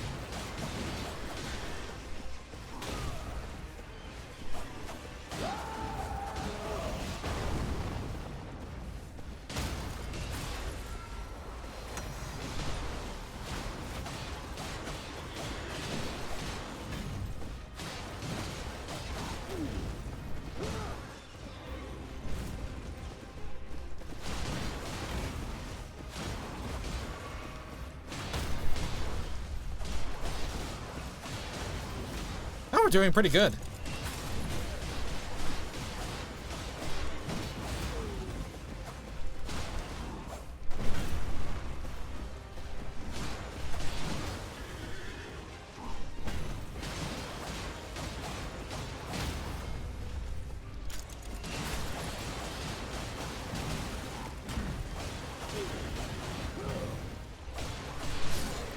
Yeah! Hell yeah! Yo, if I could high five you, I would. Great turtle shield. Oh yeah, we gotta go, we gotta go.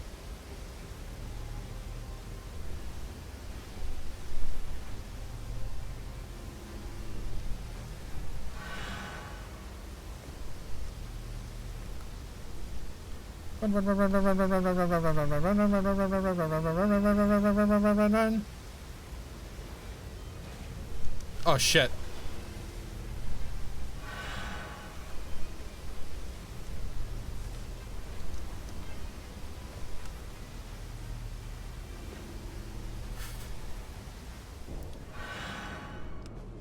Oh, this is gonna suck. This is gonna suck. Whew. Oh, these guys again?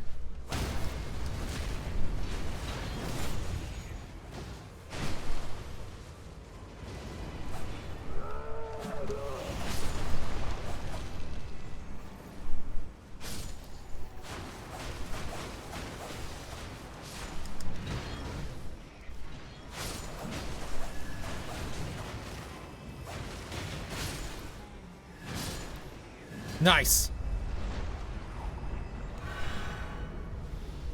Outland Commander. Oh no! This motherfucker!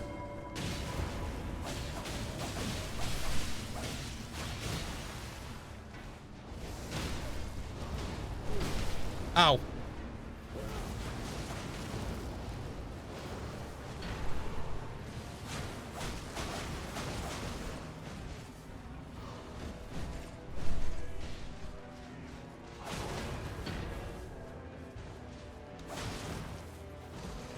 Nope. No, you won't. No, you won't.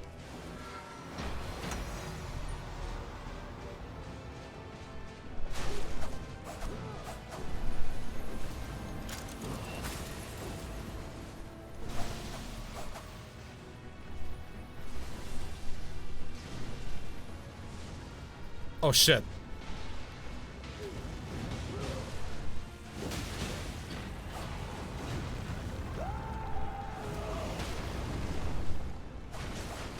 Well, at least he's killing his own men too.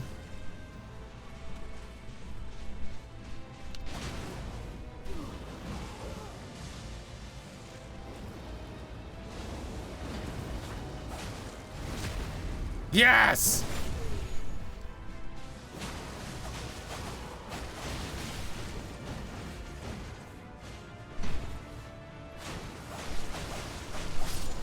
Yes! You doing good out there, buddy?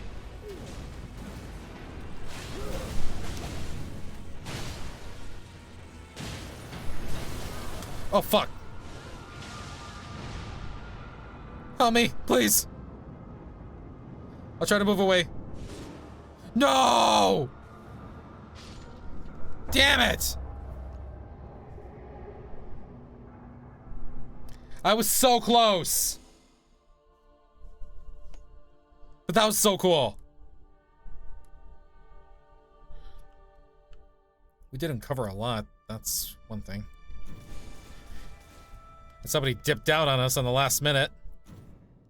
You know what I should have done? I should have probably given her those little enhancements too, the relics.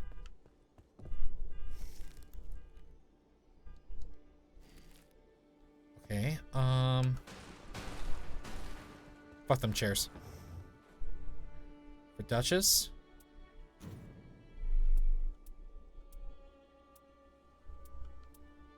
Changes compatible her armament to quick step at the start of the expedition.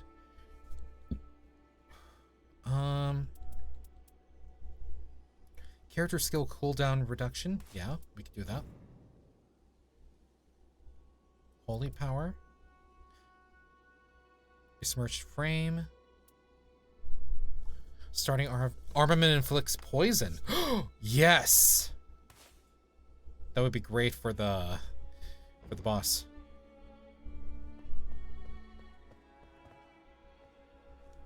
Also, I think Kimi's coming up on her way.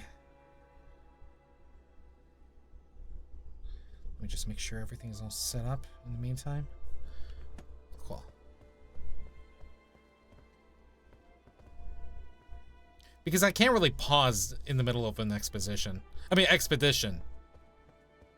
She parked. Oh, she parked! Great. Okay. Okay. I'm sorry, Kimi. I think we'll go ahead and do just one more expedition. And then... It didn't want to bother me. I'm sorry. It's okay. I mean, if you needed my help, then I would have just left the game anyway. But, I'm gonna go ahead and just do one more try at the Gaping Jaw. And we'll see what happens. Matchmaker, make me a match. Find me a find. Catch me a catch. Look, she's got the moves.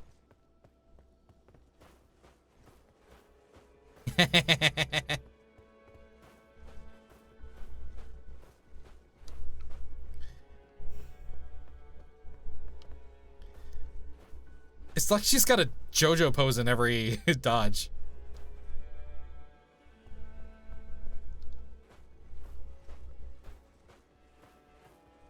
Or this could just be another way of moonwalking. Or just the cha-cha slide. Either one.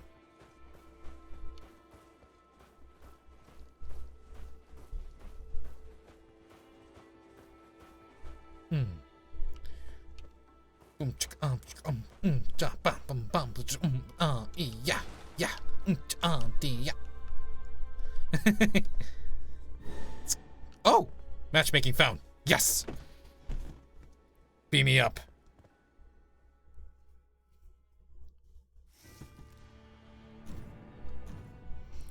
Okay, so... Oh! Pretty good lineup. We got Iron Eye and the... Crap. Executor. Pretty solid. Aloe Trance... Black Butler reference right there.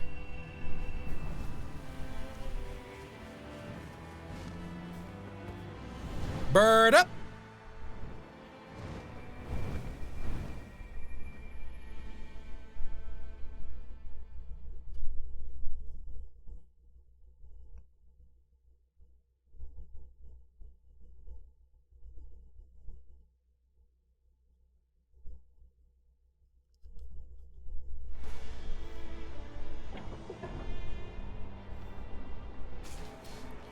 Key.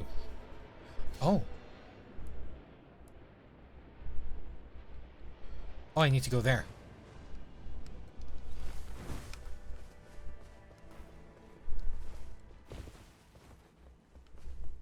I need to grab some Estus from over here. Nice. Oh! Rodents of unusual size! I knew they existed. Bewitching Branch? That would be nice. I'll take that. Royal Prawn. Yeah, that works.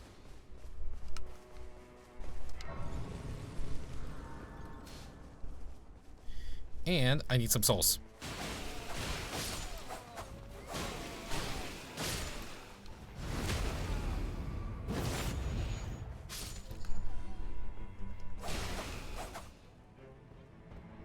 Aha!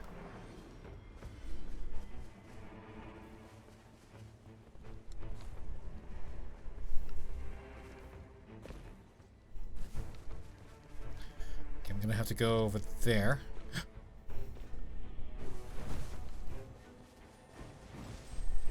Ah! Come here, you.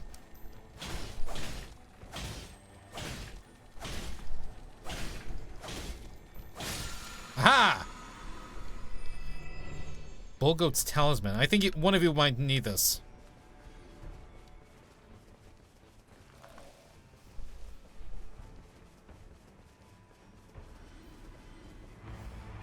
Sanguine Noble. Where?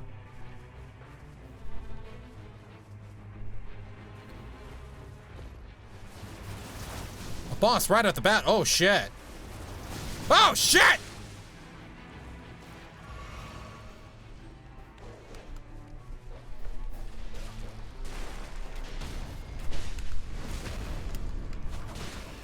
Ray missed the party!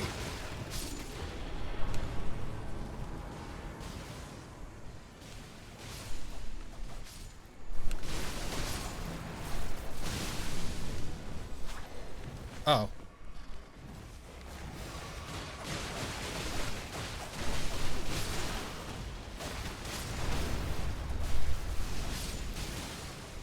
Well, I need to get out of there.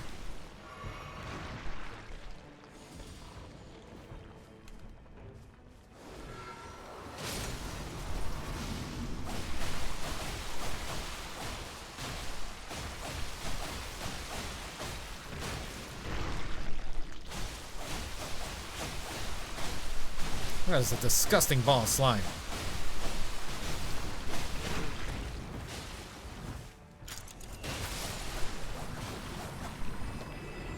Yippee! Full moon crossbow, giant crusher. Yes.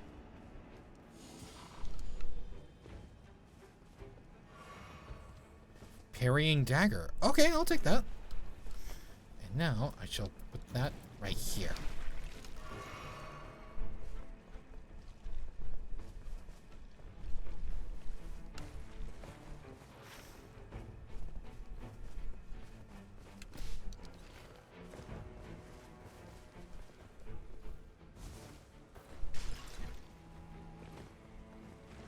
There's something nice over here.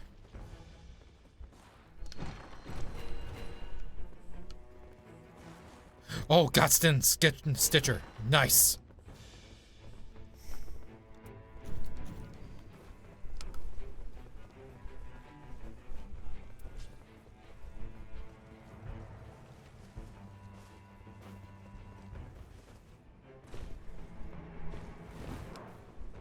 Wait.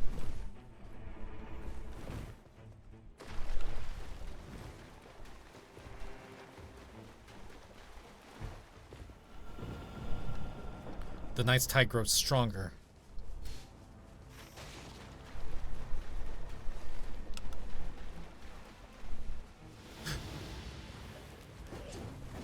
Guardians of the Dew. Oh, shit. Not right now. I need to commit.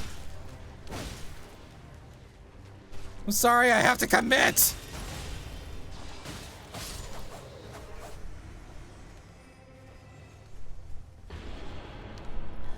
Wait, does that mean I got it? Golden Dew. Nice! Okay, I'm good. Thank you.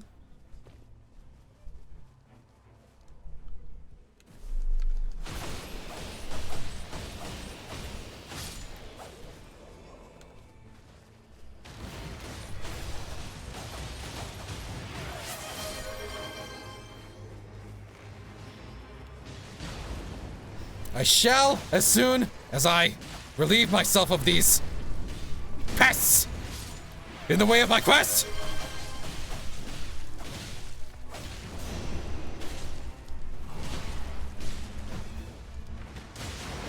Aha! Stop! You violated the law. What the hell did I do?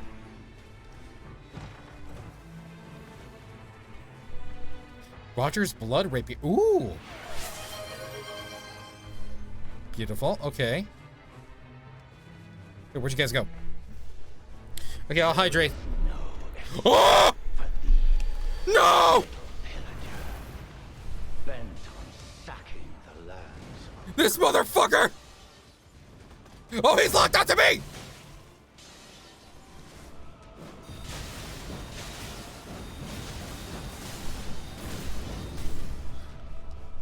They're coming after me now!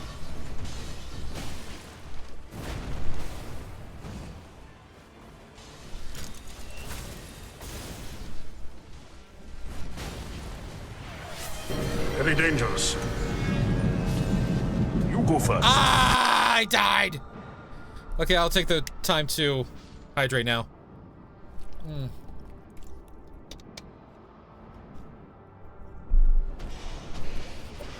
Okay, did all of that in one go. Nice!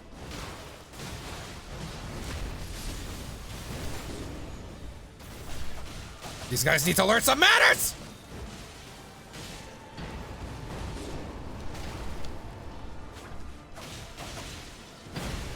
Oh, god damn it!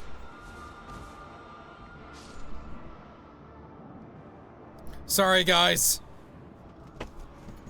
I became a liability.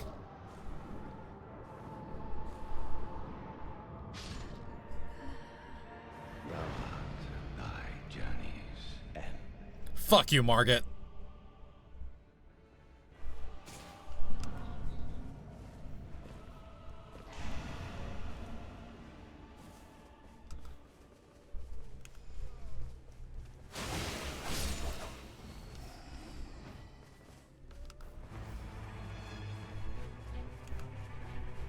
There you are.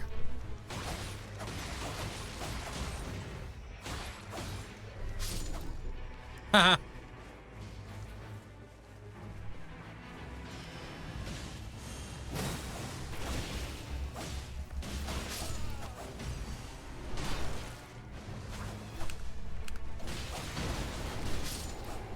Haha.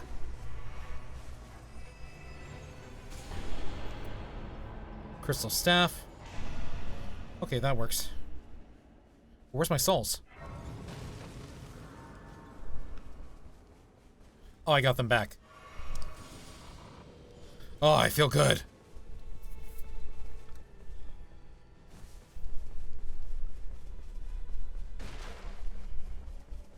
Honestly, wanna release.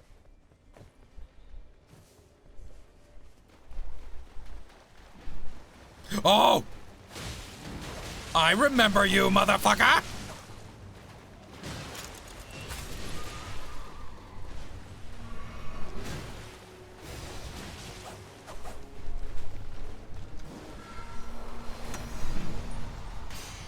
Haha, you can't find us.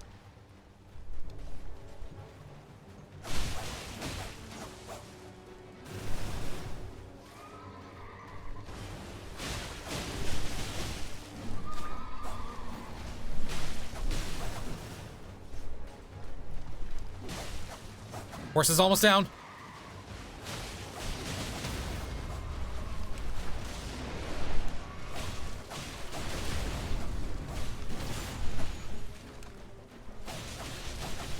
Attack! Everybody!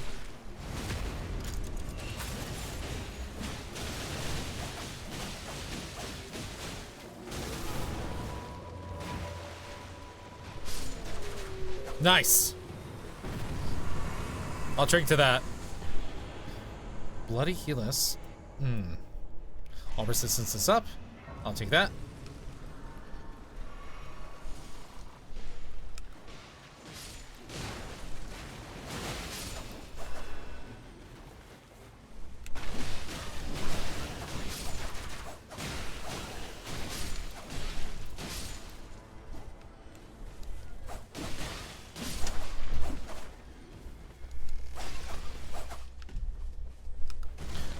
Any weapons?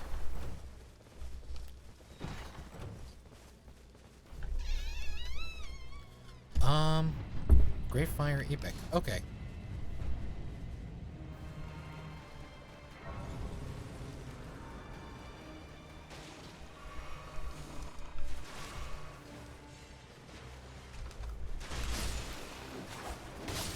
Bandits!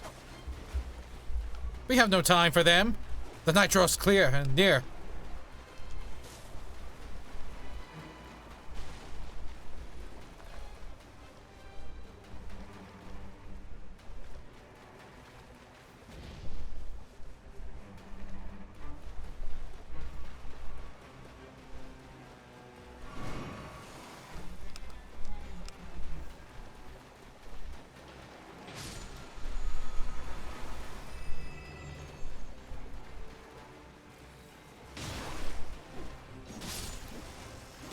Where are we going?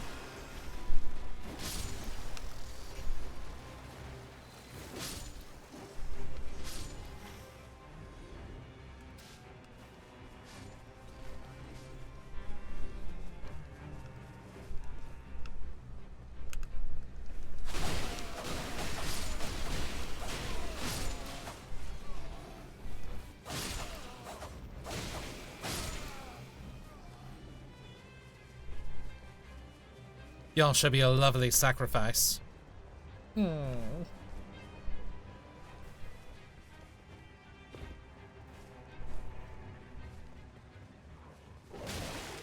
Wolf.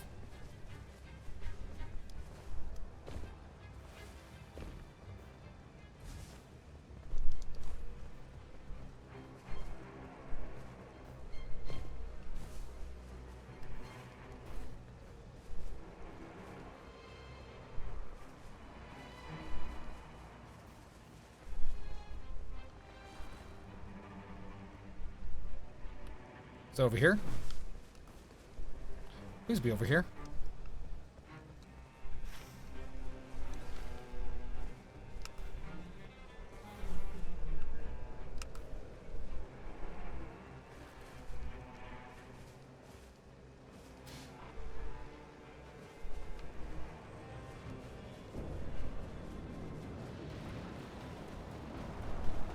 Okay, there we are.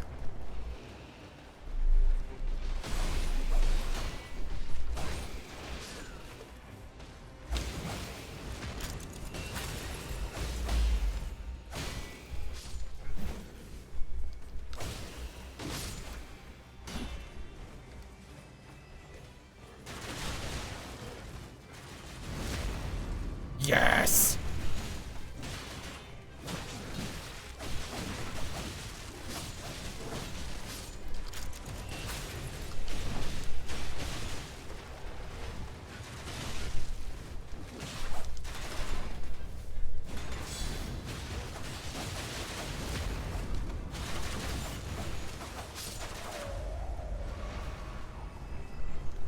Alright, who's next? Valiant Gargoyle. Oh, fuck me.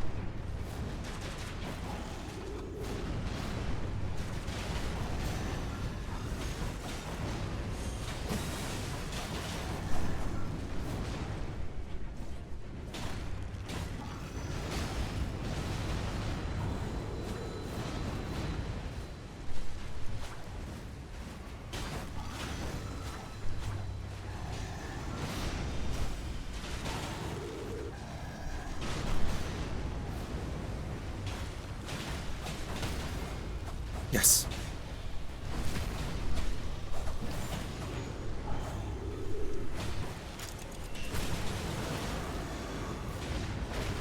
Oh, shit. Oh, damn it! I missed the follow-up.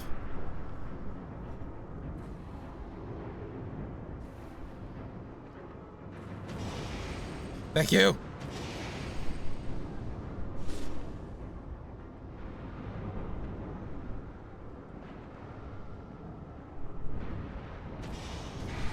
I'll help the other guy.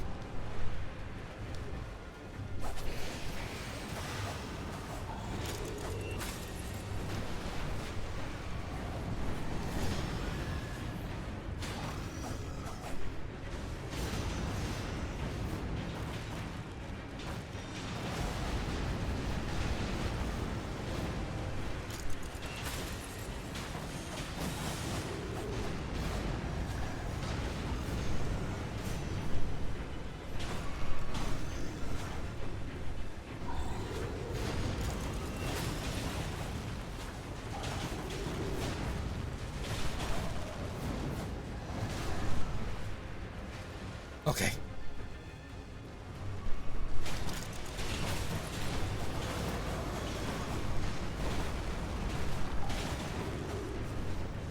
I almost got him.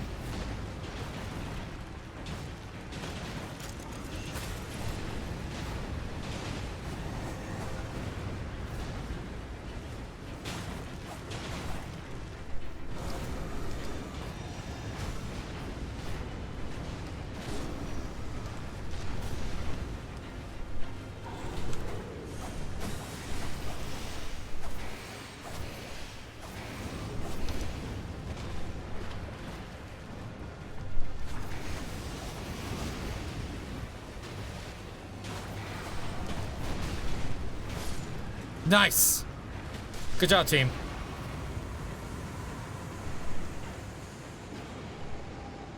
Inflict blood loss at low HP. Oh, yeah, I can do that.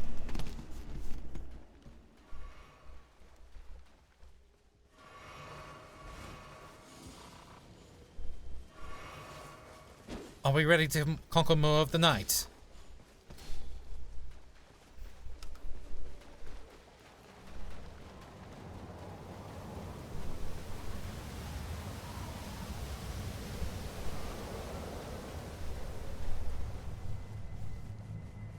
Let's go. Day 2. That's never happened.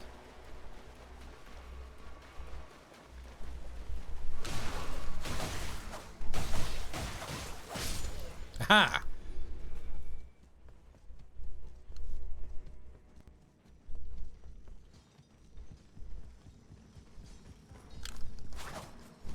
Ow. Whoopsie, sorry. I'll come back for you guys.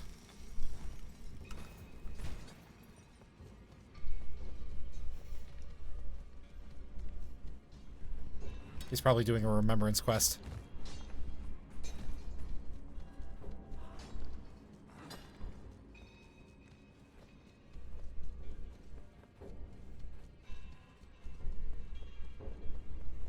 Oh, where'd you go? Oh. Yeah, he looks like he's in a pickle.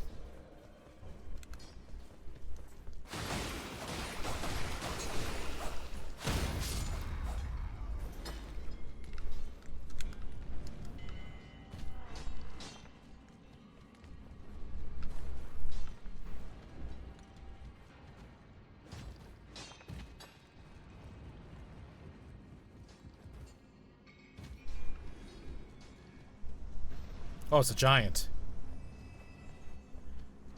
He's fighting a fucking giant.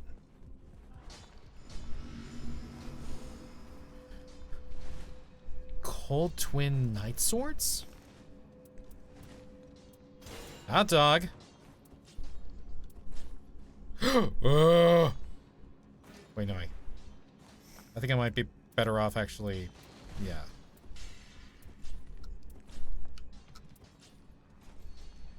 Oh, that is a lot of good weapons. Magic rapier? Longbow? No.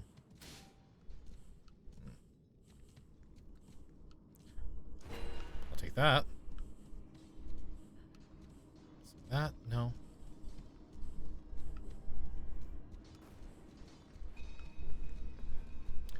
Hey, Onigiri! Welcome in. Long time no see to you, too.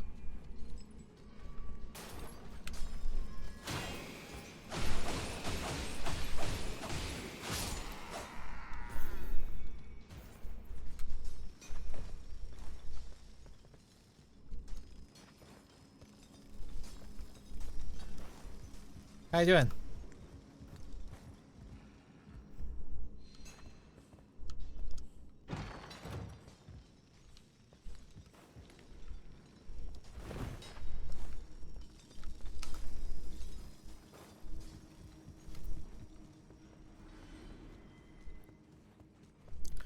Okay, where's the rest of my party? They're back there? Oh, shit, what have I been doing?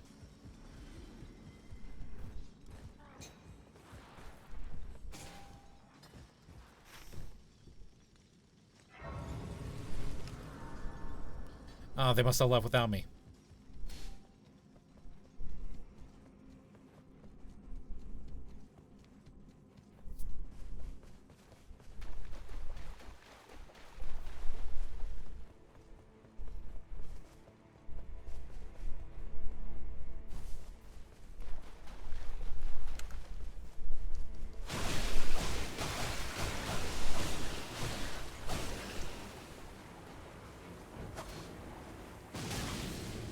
Ow.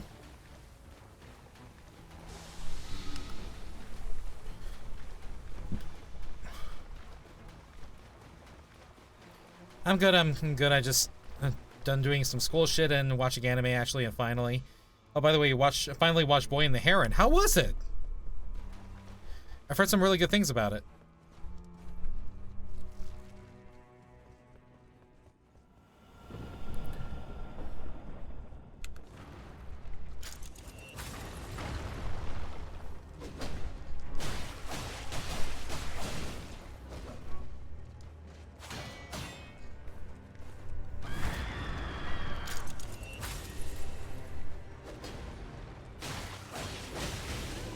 Ah, shit.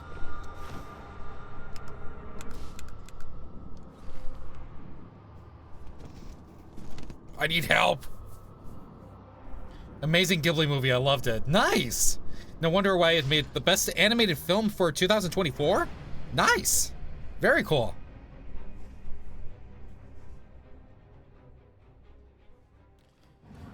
Ah, fuck.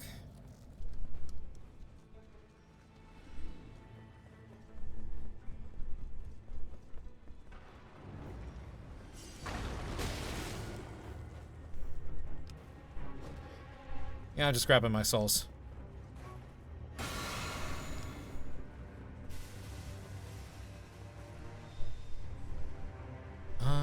Gaunskin Stitcher. I already got one of those, don't I? Yes, I do.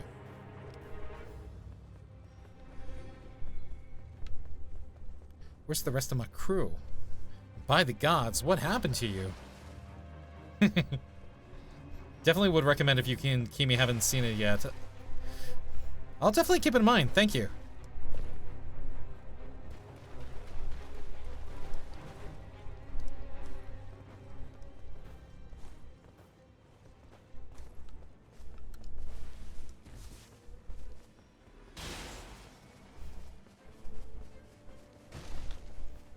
I need to find a Grace. There's a Grace.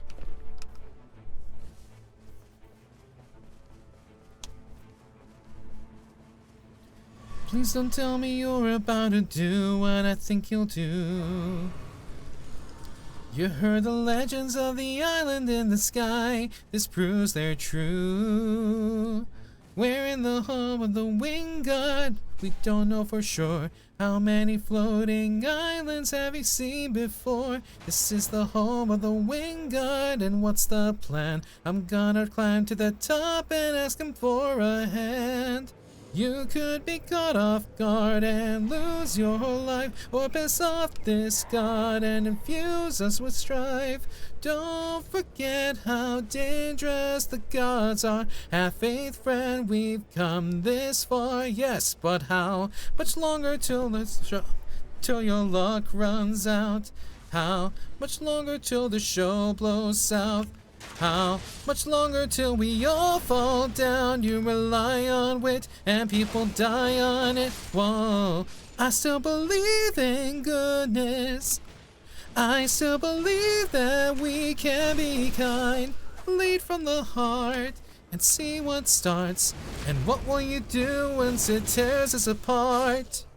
Where is this coming from, my friend? I just don't want to see another life end. You're like the brother I can never do without, and somehow you think I can't figure this out. Captain, how much longer till your luck runs out? How much longer till the show blows south?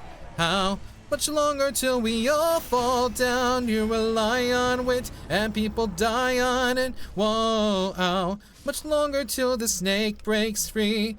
How much longer till your strength takes leave? How much longer till we... Wait. Great day sees you rely on wit and people die on it. Whoa, thank you for the concern, but brother, I can assure you our journey is almost done. I understand that we're tired, I understand that we're faced, but don't forget what we have already faced. I took 600 men to war and not one of them died there. In case you needed a reminder, if you'd like to speak more, then let me pull you aside then. I need to talk to you in private.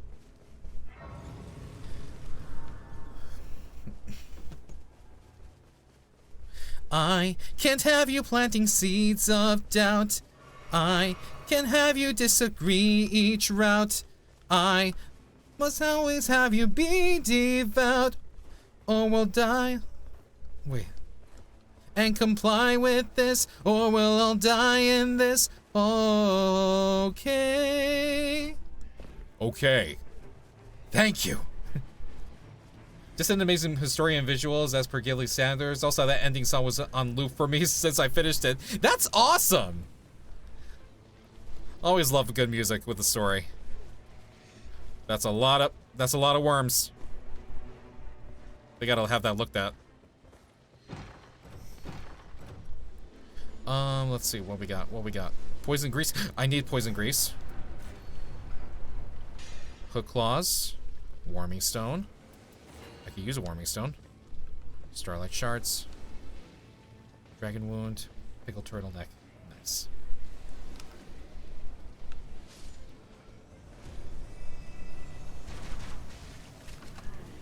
I am not equipped to fight worm faces right now! But what the fuck ever?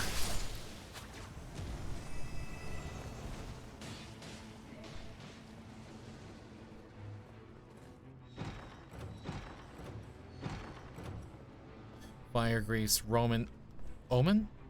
Oh. Boil prawn, beast repellent torch. That looks awfully familiar.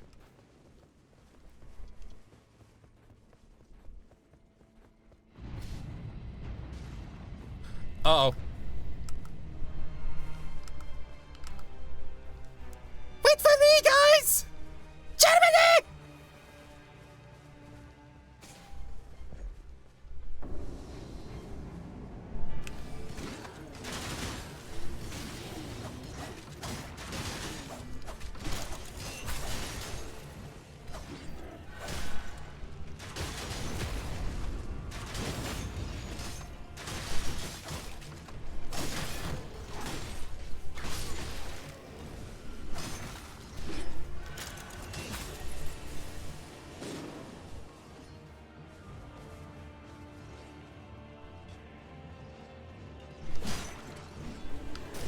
Oh. I got you, friend. Gotcha.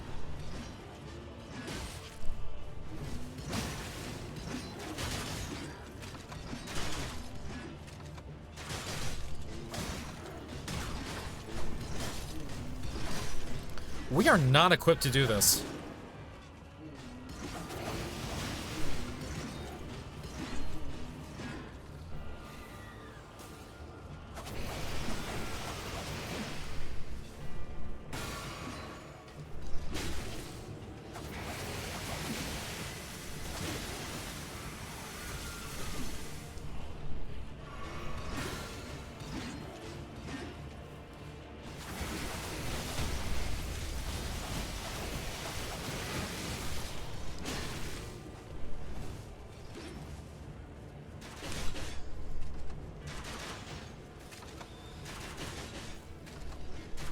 We should go, we should go, we should go, we should go.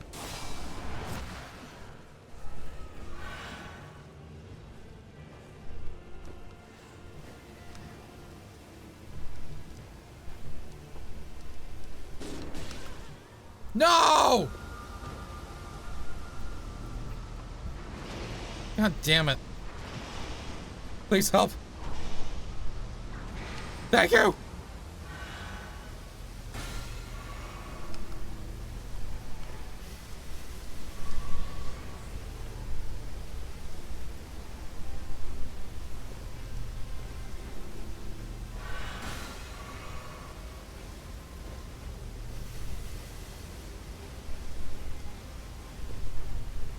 Oh, we made it, we made it, we made it, we made it. Nice.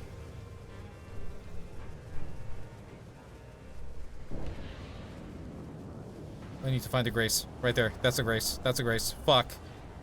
It's way past there. And it's Omen. Of course it's Omen. No, it's not Omen. It's Misbegotten.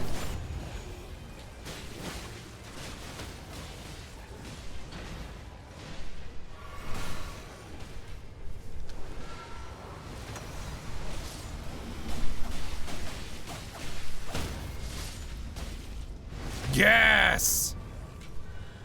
Gonna rewatch Toradora. Nice! It's been a while since anybody's seen that. Crucible Knight? Hell yes!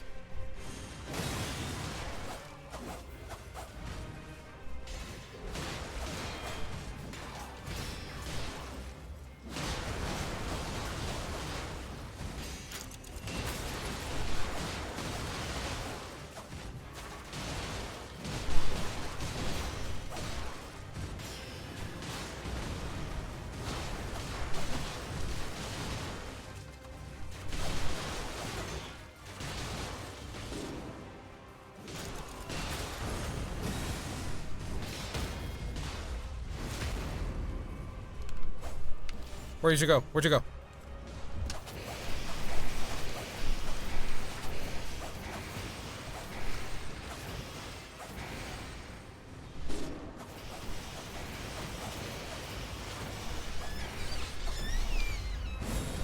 Oh shit, he's coming for me now! Wake up! Ah! No! Why did it have to be you?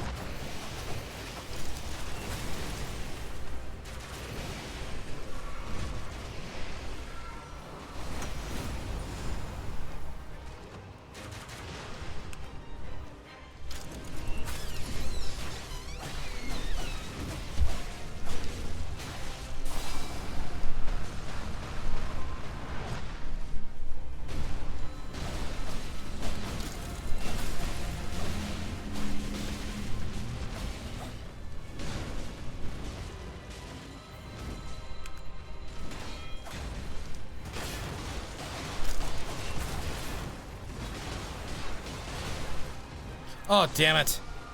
Come on, come on, come on, come on. Either one of you help me or one of you dies. Come on. Oh, okay. Thank you!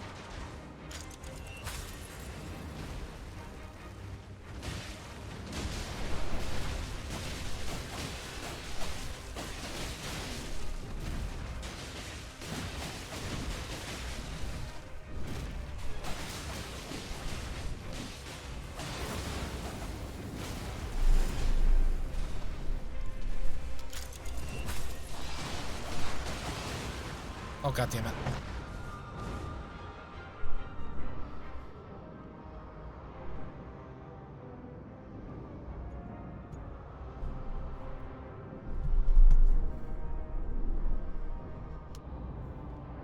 I'm dead, aren't I?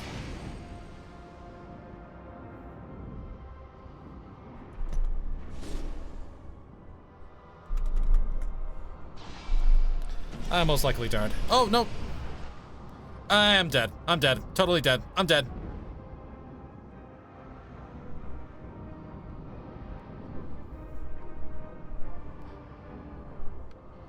Okay, where'd you go? Where'd did Wave go? Is that it? Is that everybody? Oh no, Wave's over there. Oh. He's getting a warming stone.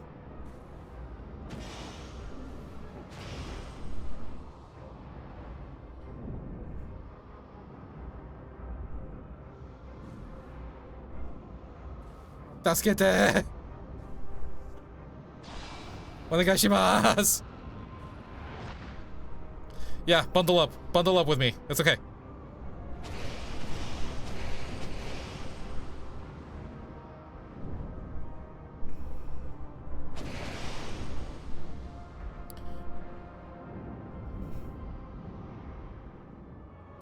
It's okay. I'm a liability. It's fine. I've accepted my fate. Besides, Kimi needs to stream anyway. I don't want to hold her back. So just end me. Just end me. End me right now. Kill me! I want to die!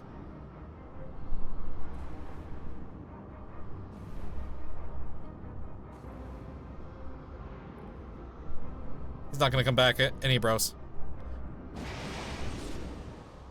Oh, there we go. There we go. There we go.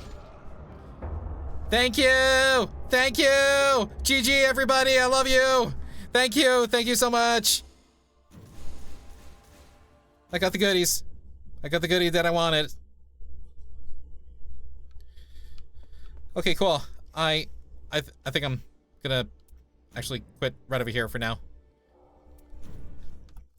All right, awesome, awesome, awesome. Cool, cool, cool, cool, cool. All right. Anyways, so guys, thank you guys so much for joining me.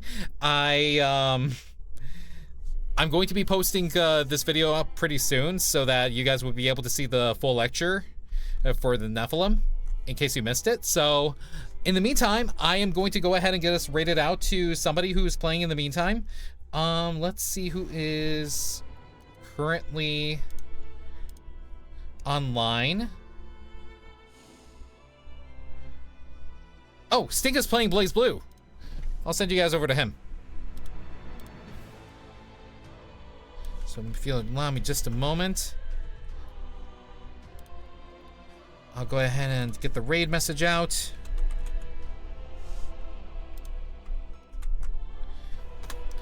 All right, thank you guys so much for coming along.